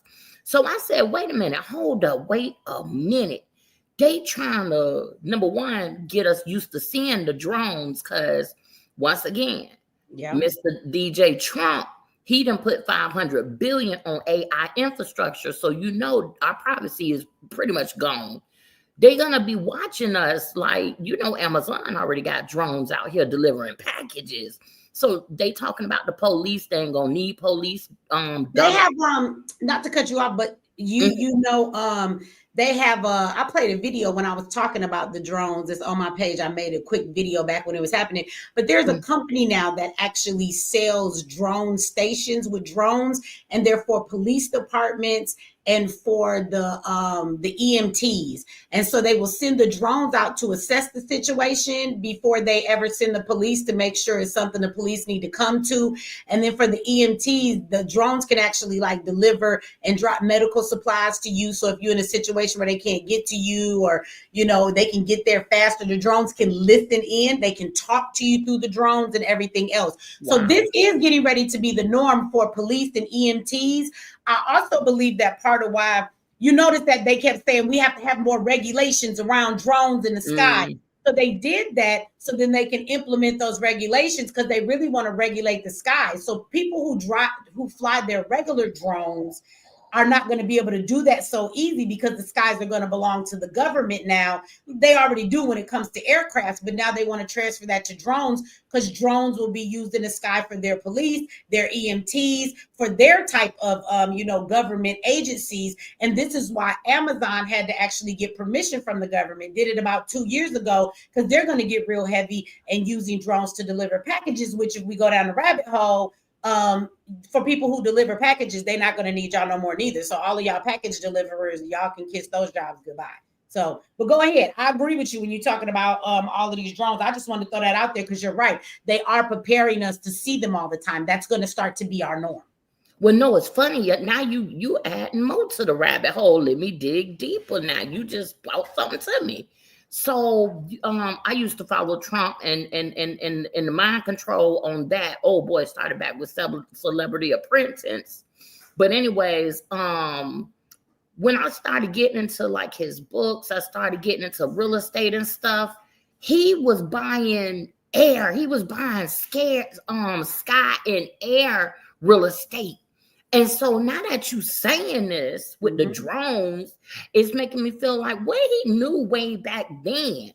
You see what I'm saying? Why is you buying building sky? Why is you buying real estate in the air? Yeah. Okay, so I'm gonna have to pray on that and sleep on that. But then with the drones, he also said he gonna defund the police. Well, BLM, which is fascist, Marxist, by the way. They started that defund the police. So with me, politics just passes the torch to the end game. I think they all in it. They just got a different way how they gonna get you to the Wizard of Oz, but you going down that yellow brick road, baby. So anyways, they was talking about defund the police. Now Trump said we don't need the police. We're gonna defund the police. So now you telling me this about this here with the drones, with the EMTs and the police, and Elon Musk acting like a kid at the candy shop because they didn't rig the thing according to Trump. He said we rigged it and we won, right? And so now it's just all starting to make sense. Like, okay, y'all really into this automation thing. Y'all really into this crypto thing. Y'all really into this internet. Y'all really into this. Y'all about that life. Y'all about to make us go on this real George Jetson automation type of thing. So when you're speaking about the drones, I don't think it's really all that alien. And I think it's getting us ready because they're about to be watching us every day, all day. And it's going to be, look, they're just going to be policing you. We don't need no police. So look, I want everybody to understand what an open air prison is.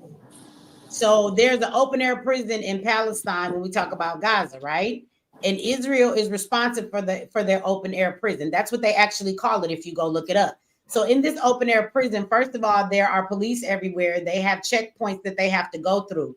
But one of the craziest things about their open air prisons are the cameras that are everywhere, that are on towers and things like that, looking into people's homes. It can listen into your home. When a person goes through the checkpoint, there are cameras that actually watches those people's actual algorithm. So what that means is, are you standing different today? Do you seem awkward in your positioning? Are you with a person that you normally don't come through here with? It's looking at all of those things about you, right? So let me make some connection for y'all. So that's called an open air prison because they're watching them, and everywhere they go, they're being surveyed like they're in a prison. Well, you come here to the United States of America, the same people that I just mentioned when we talk about Israel, they are the people who are a big part of our government. They are people who own all of the media. They are the people that own this platform, YouTube, that we're speaking on for those that are watching me on YouTube.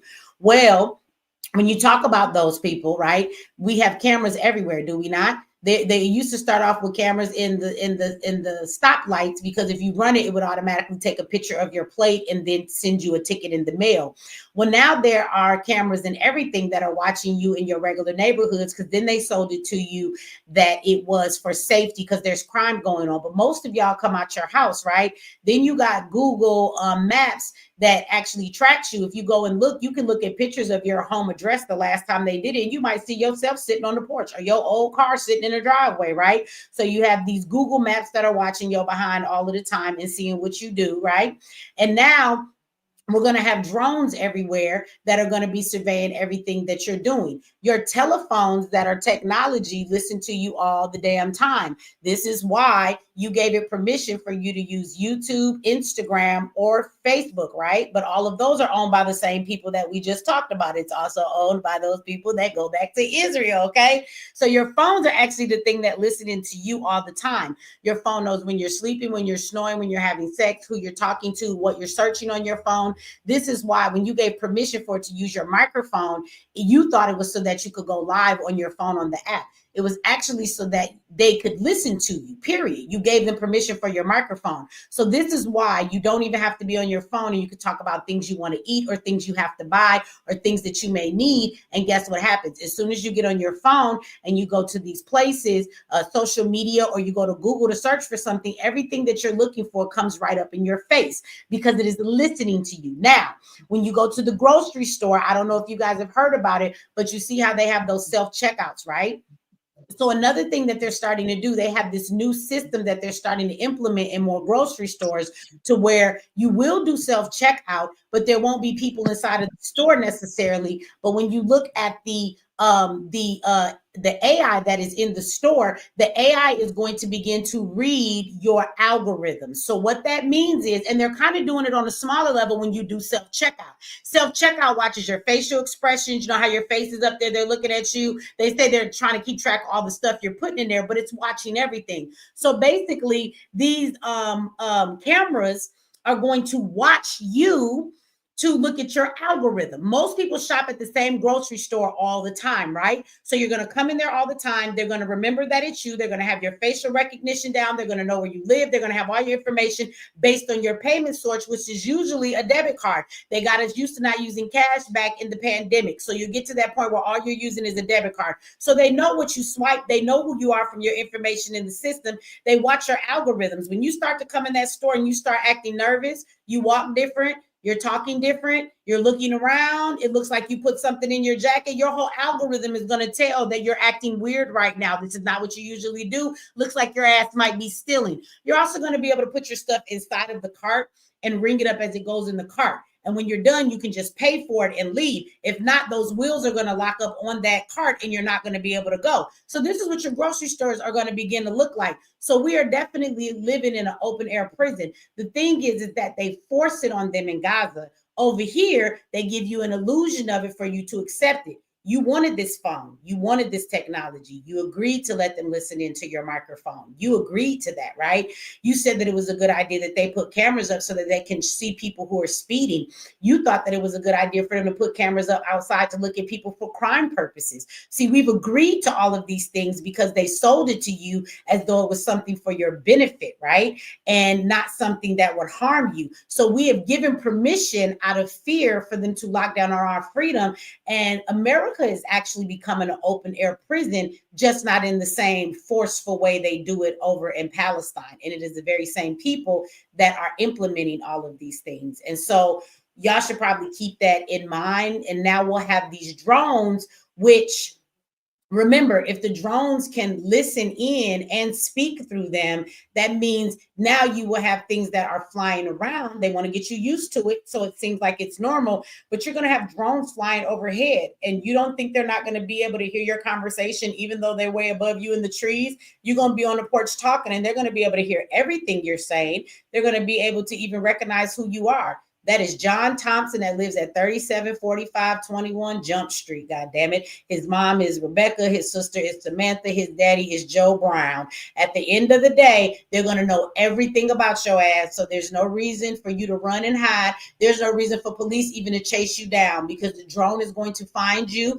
And when you finally stop running with the infrared beams that they'll have on it to seek your body heat in the nighttime and everything else, when you finally quit running and sit your ass down, they're just going to inform the police where you are, and they're going to come and get you. Okay. So there will be no bunch of police, right? They are going to defund the police, because just like in a fast food restaurant, you only need one person to run the machine, because the machine is going to make the food. The machine is going to take the order. That system already exists right now in fast food. Okay. Several of them have it. It takes one person to run it. Okay. So when it comes to the police, they don't need tons of police on the street anymore. They just need the few police to come get your ass after the AI has done their job. Okay, so y'all thought that little snitch bot that be walking around in New York that looked like a CPO, and you thought it was cute. Oh fuck, that motherfucker it's watching you. It's listening and it's watching. It's a snitch bot, definitely. And y'all think it's not no threat because what is it going to do to you? It's not a police officer. Yes, it is. It's invading your privacy and it's watching your ass. So, we are very much living in an open air prison as well. It's just being presented to us in a way that's an illusion that you don't think that your rights are being taken away from you or they're locking down on your freedom, but they absolutely are. America is not a free country at all. It's just one that tricks its people into thinking that they're free. And that's the only difference. So, and we have the same enemy. That's one thing. It ain't about whether we black or whether Palestinians have stood by us or anything like that. It comes down to the fact that we have the same enemy. And if you pay attention, not that you have to feel sorry for Gaza, but you should pay attention to what they do to them because that's your enemy. And you'll see that they're doing the same exact thing to you. That's why it should matter. So, and as much as we claim like we love all this shit that Trump is doing, remember, Trump loved them Israel. Nobody in the White House is ever going against Israel. Never. They're not allowed to. They're not allowed to because they are a majority of the government. Nobody you put in that White House will ever speak against Israel, ever. This is why Trump is deporting the students that are protesting for Palestine. So that's never going to happen.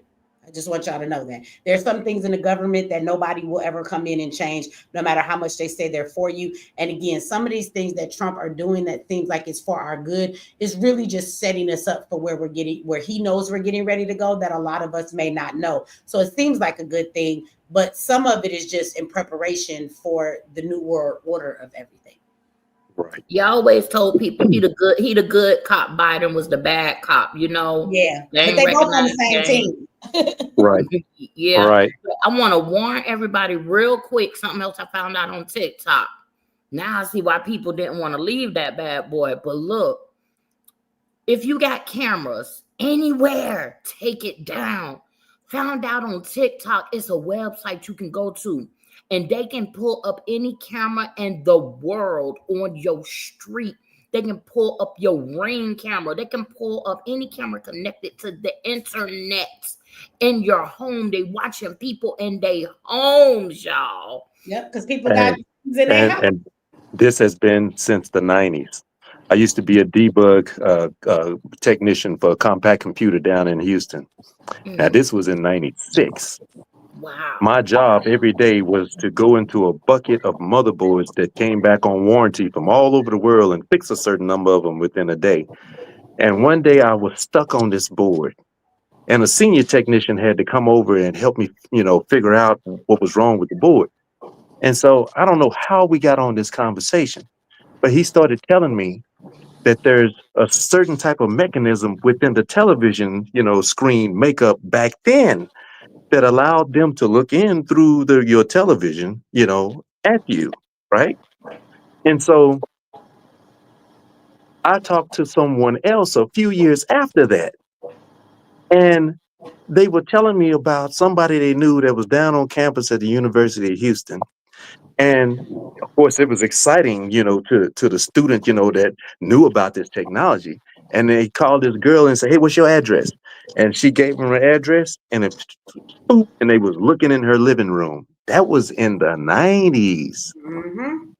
So now, that's why do people got Alexa and Siri's and all them in their house listening to their conversation? I just don't for the same reason that people still have microwave ovens, and the same reason that we have seedless grapes and seedless watermelon, for convenience.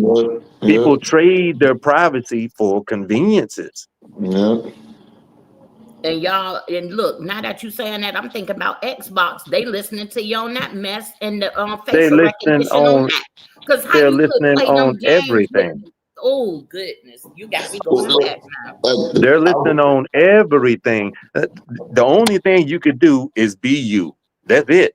And not be illegal, which really don't matter if they want you.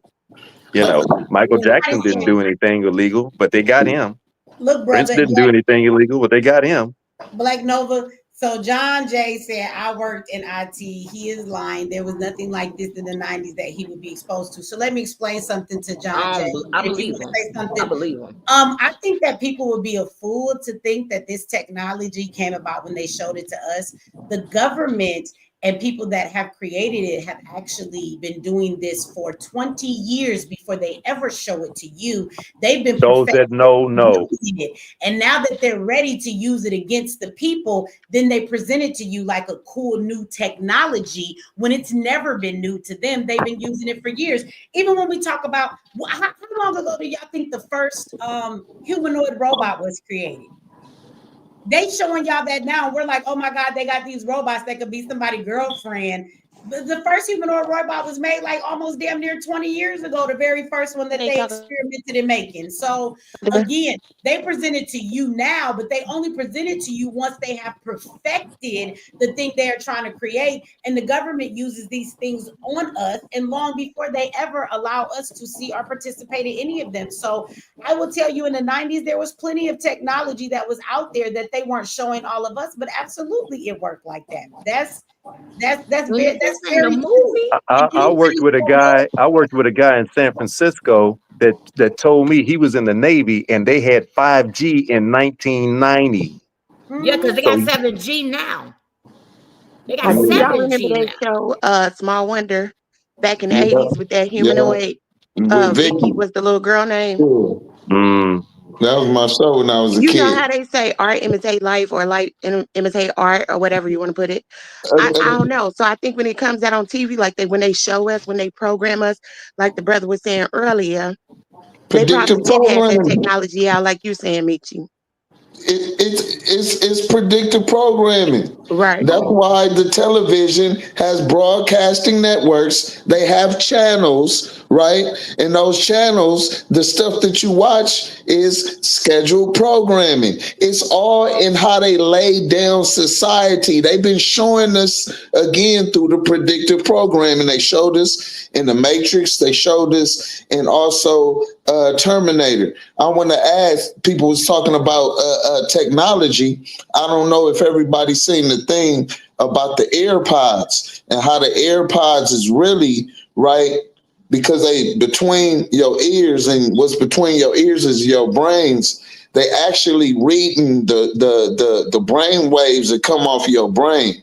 And when you look at crypto, I had found out about crypto years ago, and I knew it was the future because I was seeing people that was mining crypto, and I was like, how do you mine crypto? And basically what happens is the blockchain has a problem that it throws out, and when your computer gets the problem, how much ever long it takes to figure out the problem and send the answer back to the blockchain, that's how you mine crypto. But the problem that the blockchain is giving out is data. It's really data mining. So what they trying to do with like Google. That's why if you get on Google, you will push in something and it'll tell you what you typing, why you typing it. It's because they are trying to like well, you know, pretty much they got the human brain mapped out. Has a Neuralink that's supposed to actually read your brain. Yeah, Elon Musk. Elon Musk got a Neuralink. Don't forget the Indian dude on 60 Minutes years ago. He had the thing where the dude asked him about some small little city in some town we ain't never heard, like Istanbul or something, and he just like, yes, so the answer is something. So they plan to pretty much put us on the grid like a cloud, like with your phone. You will never lose your information because your information is always on the cloud. And then you go to Black Mirror. Black Mirror say you die, and you could get you a pretty much an android, or you could get you an avatar, and you could download pretty much your life into this robot, and you could keep living. And Absolutely. There's gonna be a time where we have like RoboCop type people, where absolutely that you can get a sleeve, kind of like what the kids play in the video game, that they have robotic bodies. But first they have to create the humanoid robots. But that's what they're gonna get people. They're gonna say, if we download your memory, your functions, everything that's supposed to be you. How many of y'all have seen, we talk about predictive programming, right? Have y'all not seen the shows or movies that have shown that, to where somebody has had loved ones and then they say, well, we have this company. And I saw one where it wasn't a robot at first, but it was a person that could just go to a company online and they stored that person's personality and all their memories, and they could text them and chat with them. And it was like their loved one talking to them and being with them from heaven, right? Then you see shows that have progressed into actually having those things put inside of a actual humanoid robot, right? That they've created with some type of soft skin on it, like they have for that so-called girlfriend that they just showed everybody you can have for a companion, and you can put it in there and they can make the robot to look like your loved one, and then they program and download all of their memories, all of their thought processes and everything, even stuff y'all went through together. They download all of that from the brain of that person into the robot that they have, and then they can send it to you, and it's supposed to be like your loved one being there. They've had plenty of shows put together just like this. I mean, and if people think that's far-fetched, then why the fuck is Elon creating a Neuralink to be able to download and have someone's, brain? How many of you know that they have holograms now? A video, I need to put it up, but there's a company that has holograms that you can actually, you stand in between like this. Now, again, it costs a lot of money, so everybody don't have it. But remember when we first had, a flat screen TVs, they was expensive. Now they're the norm. So when they have this new technology, it's going to seem like it's expensive and only certain people can have it, right? But then everybody will have one in their home. But it was like this little teleport thing he was standing between. And when he steps into it, it projects a hologram of himself wherever he wants it to go, to where the other person is at. And that other person standing there is looking at the hologram of him talking and moving. And he's like in the room with the person that's looking at him.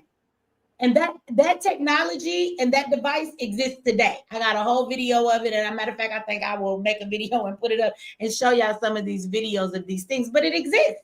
It's not the norm in everybody's home, but eventually it will be. You talk to people on your phone. Remember when we thought talking to people on a video phone was like some George Jetson shit, and you was like, oh, that's some cool technology. And look at how comedy is to pick up our phone and do a video call right now, right?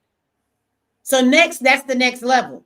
You will actually be able to project your hologram to where somebody is, and they can stand there and look at you and see you. And then that's going to play into your dead loved ones and people that you would like to see again too, right? But in order for that thing to conduct itself, act like your loved one, they're going to have some part of their memory, right? So that it will know what it's supposed to act like. So there will be devices for that too, and they'll be selling it to people. So when your loved one gone, they're going to tell you they can still be with you. I promise you, watch, mark my words. The first time I saw the video phone was in the black and white Twilight Zone episode, where the little boy was at home. He never went anywhere. He went to school on this device, a computer. He talked to his parents that was never home on a phone. You could see him through the phone. It looked so cool, and so that'll never happen. And that was Twilight Zone, the black and white episodes. I'm just saying, they have this stuff. They got it. No, and real quick, if you go on Meta, that's Marky Mark and the Funky Bunch Facebook. If you go on his channel here on YouTube, they got exactly what you're talking about on Meta. You can actually call a friend. You put the little thing on your eyes. You can call a friend. Let's say you at a concert and be like, I wish you was at this concert. They got this right now. I wish you was at this concert with me. Yeah, come with me. They can do something to the phone, have you projected to the concert. It's their hologram, like they sitting right next to you. They're enjoying, this is right now on Meta, and I saw this about 3 years ago. The scary thing about Meta is that people started trying to, how can I say this, SA people on there. So it's a very powerful whatever it is, because kids was being touched and fondled, and women was being touched and fondled through the beta. beta. So I said, whatever that thing is that they put over your eyes, it must be so powerful to your brain. Somebody touching you, why you won't just take the thing off your eyes? Yeah, it's like living in a whole nother universe. You're right. When people was going over to the meta and they was in the metaverse, that was happening. It was a lot of people, when they was allowed to have their actions, they was living out things they wish they could do in real life. And they were like taking women, they would be over there. And my question is, why is this capability even there on the metaverse, right? Where you could do this, but they was like snatching they was taking their clothes off and stuff, ripping their clothes off them and everything. It was some crazy stuff. And I'm like, why does this even have the capability to do this shit? This is crazy to me. But the metaverse is actually something that's going to be more prevalent as well. You know, they got everybody at home. People are starting to be more antisocial, and they are going to be more involved with people online than ever people in their real life. You know what I'm saying? So we have a lot of that now. If you look at our generation of kids, even though they go to school, like some of their closest friends or the people that they interact with are not the people they see every day. It's usually people that are online that they don't even know. People have become more comfortable, even adults. When you talk about dating, like when I was growing up, you couldn't get catfished because you had to meet me in real life. We went out to eat, we went to the movies, we had to get to know each other. All of this catfish shit, how you be online for 2 years talking to a motherfucker with a face you don't really know. They really a 700-pound white man talking about they a 150-pound black woman. Y'all talking about y'all love each other. How do you do that? You know what I'm saying? So that shit's already happening. And it's crazy to me that people are so involved in, you know, that world versus real people. That's about to get I got shows. I got shows coming. I'm sorry. Oh, I'm sorry. I got shows coming up on the Hidden Thought show, getting to the reasons why some of this stuff happened. And I could tell you, yeah, I'm sending you the email right now. No, did you put in the YouTube chat? Did you give us the link for you so people could go over there and subscribe? I surely will. And right now, I'm just sending you this email. I'm going to jump in here and do it right quick. But rejection. When we were growing up, there was a certain amount of rejection that we had to face in order to get our game together while we watched the older boys, you know what I'm saying, already there. These days, we're soft nowadays. We can't take the rejection. Women be rejecting men. They be wanting to shoot them in the face because they don't want to give them their phone number. It's crazy. It is so bad to where there's a few hospitals that have closed down in Japan because the birth rate's so low, because these guys come home from work and they get on the computer or whatever and they be with their avatar girlfriends, somebody that won't tell them no. Let's remember the movie with was it Joaquin Phoenix, where he fell in love with the computer program. No, but real life. Let's just talk about the teenage boy who just committed suicide because his online girlfriend. I remember that was on YouTube. Her. Yeah, it was a teenage boy. There is this app, and I was supposed to show it to y'all. I have to do a video about it, but it's this app where it's supposed to be for kids, but it's very much perverted and kids should not be on it. But he was on an app, and even though he go to school in real life, like he was isolating himself in his room, he called himself falling in love with this AI, like, you know, play girlfriend or whatever that was supposed to be his girlfriend, but it's really a computer. And they showed the messages, and the thing was telling him that he need to kill himself so he could come and be with her so that they could be together. And the boy took his life because of this AI system that's supposed to be where people go and have AI companions and friends. And so that has already taken place, and this is what this teenage boy did. The mom is suing, I guess, the company. But yes, her son is gone because he's so isolated at his young age. And he went to school, you know, he was with other kids and stuff like that. But he went home because he couldn't, you know, I guess you can't deal with rejection or whatever school is like for teenagers. We know they deal with a lot. But he felt more comfortable being in love with an AI girlfriend on the phone who wasn't even real. He knew it was an AI person, but he did. He got so manipulated, and that thing convinced that boy to take his life. That's some sad shit. Y'all should see the stuff that AI has created for children. It is very perverted. If you have children, you should look at the things they're downloading and all of these AI programs. Make sure what they own is something that they should be on, because you will be surprised what some of this stuff does. And I want to say too, I want to give a shout out to Seven sent a cash app to me a while back. So I want to shout out Seven. I also want to say to this chick, First Sergeant Dobie, bitch, why do you keep bringing your ass over to my live and thinking I'm gonna let you up on? You have been stalking me for like 3 years. And if I let you up on the panel, instead of having a conversation, because you eat crack for breakfast, bitch, all you're going to do is come up here and start yelling like you don't have any common sense. Okay. And you're just going to keep saying the same stuff over and over again. We can jump it, Michi. When are you going to go away? Like you sitting in the back, bitch, go on somewhere. Every time I kick you out, you keep bringing your ass back. Quit coming over here. Don't nobody want to talk to you. I ain't never in my life seen a grown woman stalk somebody for 3 damn years straight. And anybody who bring up their name, bitch, get out my chat and quit clicking to come up here. Nobody wants to talk to you. Now, I love to have a good fight, but you don't even know how to have a conversation or a debate with nobody. You just start Michi, she love yelling. you like Mr. Lonnie.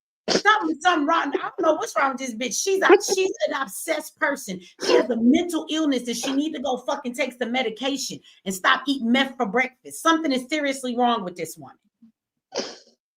For 3 years, she go, and if I block her, she gonna go make another page. Girl, you gotta at least be as old as me. How are you in your 40s and still doing this kind of stuff? We over here having serious conversations, and you just want to come up here and start, oh, you fucking bitch. You fucking, I even got you down, bitch. I'm gonna tell you what you was about to come up here and say, I'll do it for you. Oh, you fucking bitch. You such a liar. You lied on motherfucking Sonya Maxey family. You said they contacted you and they didn't, bitch. We coming for your motherfucking ass. I'm the motherfucking lioness, bitch. I be down here putting in real work, bitch. I'm the real motherfucking activist, bitch. That's what my name is, bitch. You better ask somebody about me, bitch. That's exactly what you're finna come up here and say. At that pace and that tone, this is what you do every time somebody lets you come up. Go away, woman. Find a life to get and get the fuck up off my live. Nobody has time for you and your ignorance. It is amazing to me at your age how for 3 years straight you do this to a person. It is 2 o'clock in the morning, damn near. But you don't have something better to do. I would tell you go talk to your boyfriend, but I know your crazy ass don't got one because don't nobody want to deal with you. You don't want to deal with you. Bitch, call the doctor and go see somebody. Go commit yourself to a fucking hospital because something is wrong with you. Felicia said that sounds exactly like her. Thank you. She been around long enough. Y'all know. Look, and she back. And she gonna come back. God damn, you like one of them little badass kids. You need your ass beat. I just want you to find me in real life and say all that stuff to me to my face.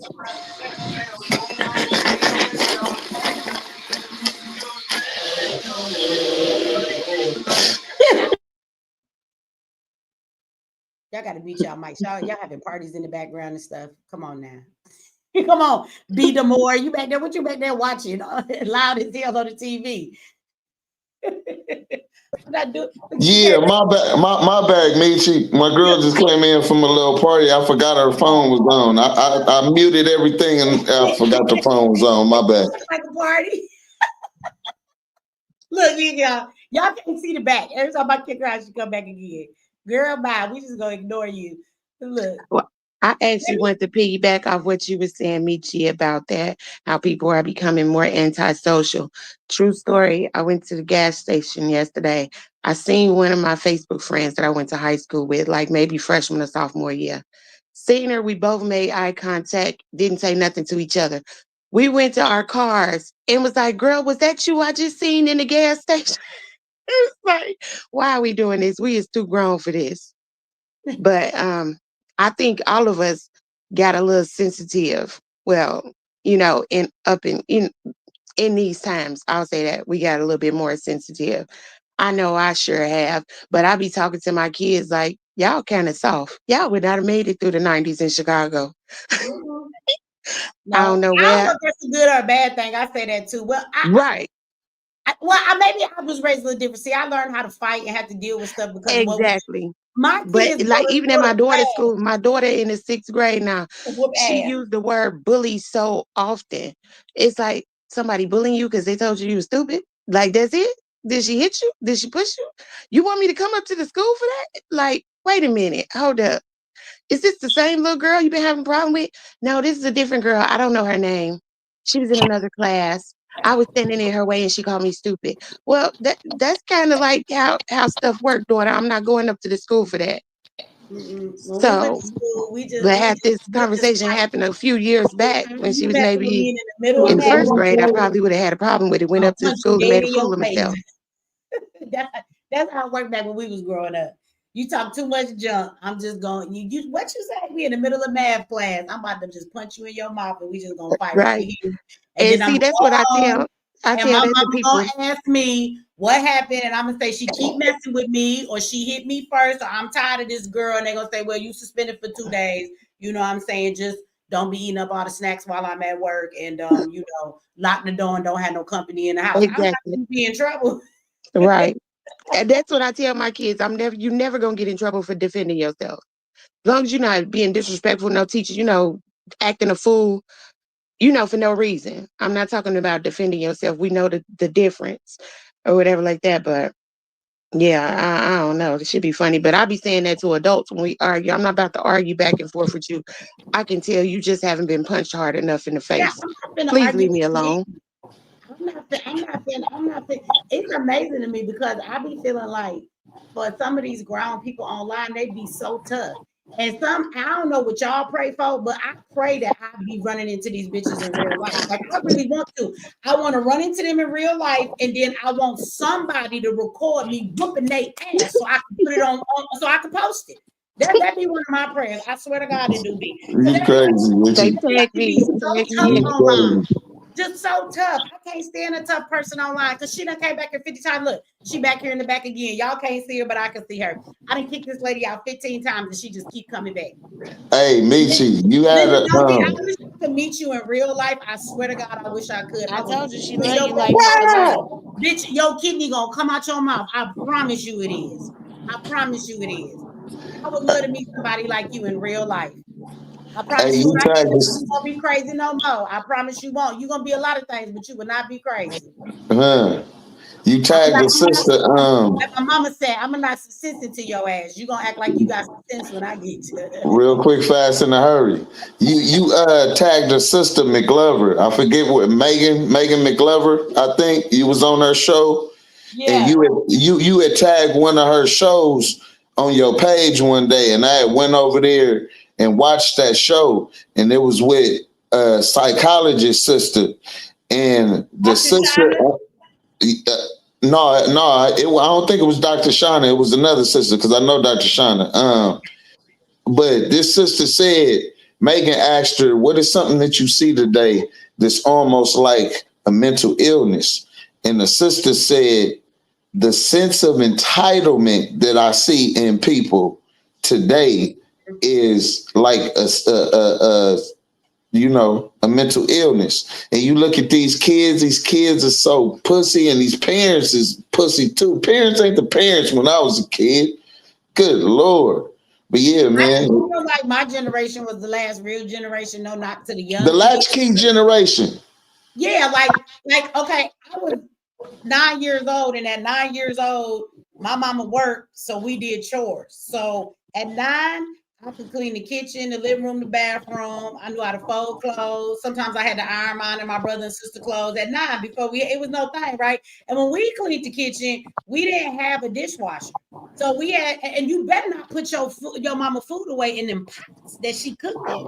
So you had to put everything away. You had to wash out the pots. Don't forget to put my cast iron pot on the stove, and you better put some oil in it. Don't leave it wet so it'll rust. Wipe down the handle, the light switches, wipe down the refrigerator, wipe down the hood of the stove. Then I'm gonna need you to dry all the dishes, put them away in the cabinet, and I better not find one dirty one, or they all going back in the sink again. Then you're gonna sweep and you're gonna mop. And I ain't talking about with a Swiffer sweeper mop. I'm talking about a real mop and bucket and some water you had to wring out. Then you're gonna take out the damn trash, okay? And you're gonna do all this and have your ass in the bed by 9 o'clock. Don't play with me, okay? So that was how we were raised. And then we had to learn how to cook food, and then we came home by ourselves, and I'm the oldest girl, so I changed diapers. I took care of my siblings sometimes.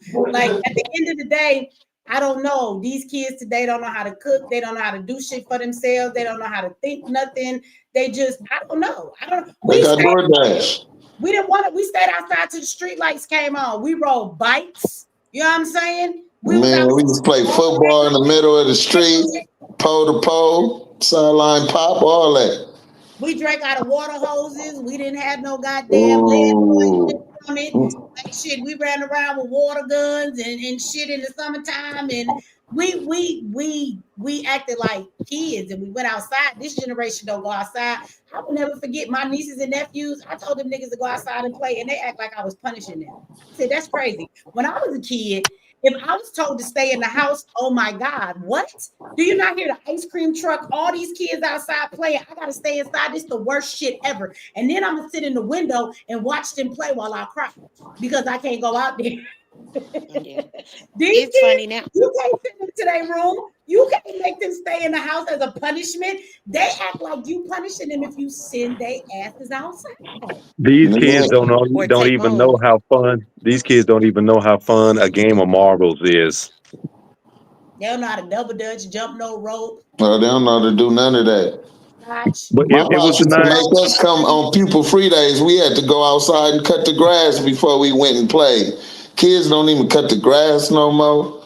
They don't know shit about red light, green light. Hey, you wanna hear some real sad? Everybody except for you. They don't know about freeze tag, hide and seek. Man, you want to hear Park some and a whole bunch of empty really parks sad? everywhere.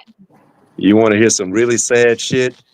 There are a group of 19 to 25-year-old young men out here nowadays that don't know how to change a tire. So They true. have to call for roadside assistance to change a tire. So you know they don't know how to change a starter. And you have to maybe you know the answer to this, Michi, right off the top of your head. When was the year that the 911 call for children came in? They picked the worst example of child abuse to bring this stuff in. And the 911 call for kids is what has handicapped the parents and got them back on their heels, afraid of their children nowadays, because just regular parenting will have you in court. We didn't And call so, 911. We did it one time as a prank. no, I know, but I was when gonna did say when my did it mom come used to in? give me the And phone then to when the dial police called That us came in back the and we got 90s. our ass whooped, we ain't Get never right. do that shit again.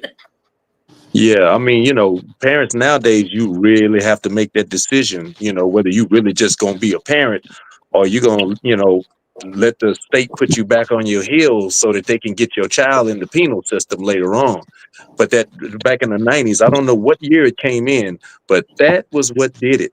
When a child know that they can get you in trouble with a Yeah, child's understanding. it was about the early 90s, maybe I 93, remember that. 94 in that area, at least in the Chicago inland area.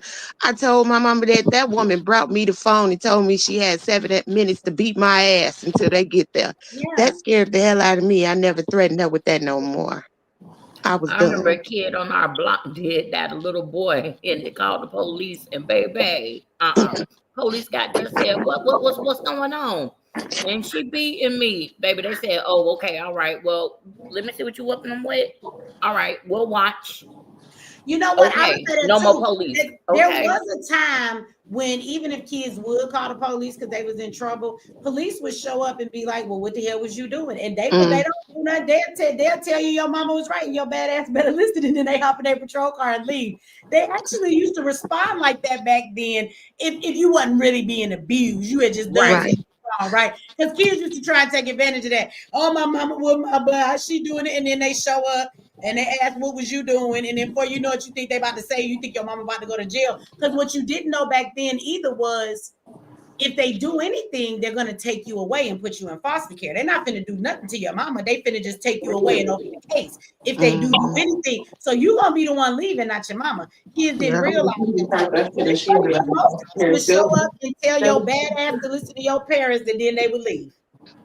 But Yeah, my that's brother how they had, legally kidnap people, children, so they could put them in the sex trafficking ring. But that's a whole nother rabbit hole right there. oh wow. And My brother had, experiment drugs on them with these fake psychologists, telling them they got all this crap that they don't have, but experiment with them.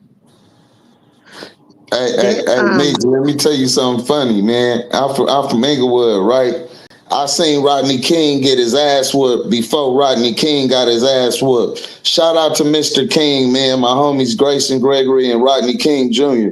But Mr. King used to whoop they ass. And one time Rodney came running to the door screaming. We like, man, what's going on with this dude?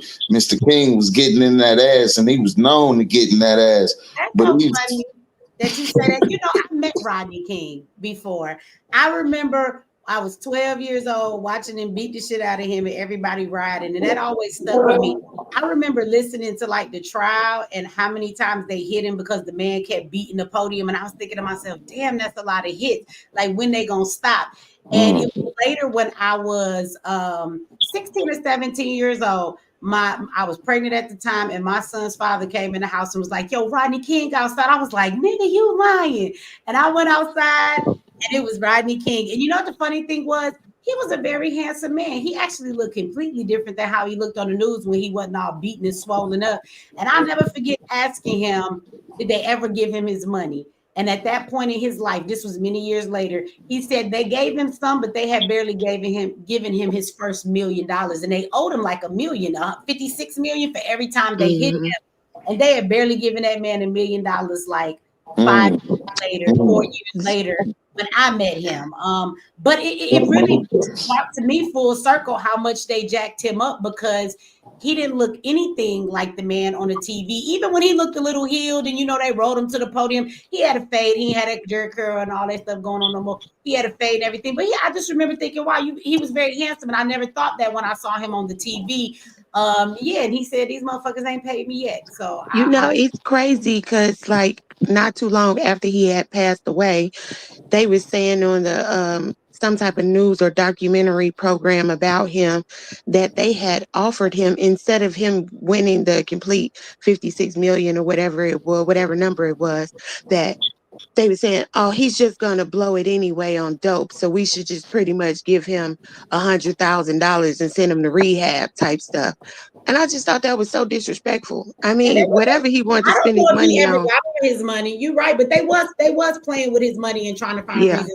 Again, he told me that out of his own mouth. So I don't know if he ever did, receive all of his money or whatever. But shout out to Rodney King. Shout out to him. But I'm gonna go ahead and let you go and let somebody else come up, Nietzsche.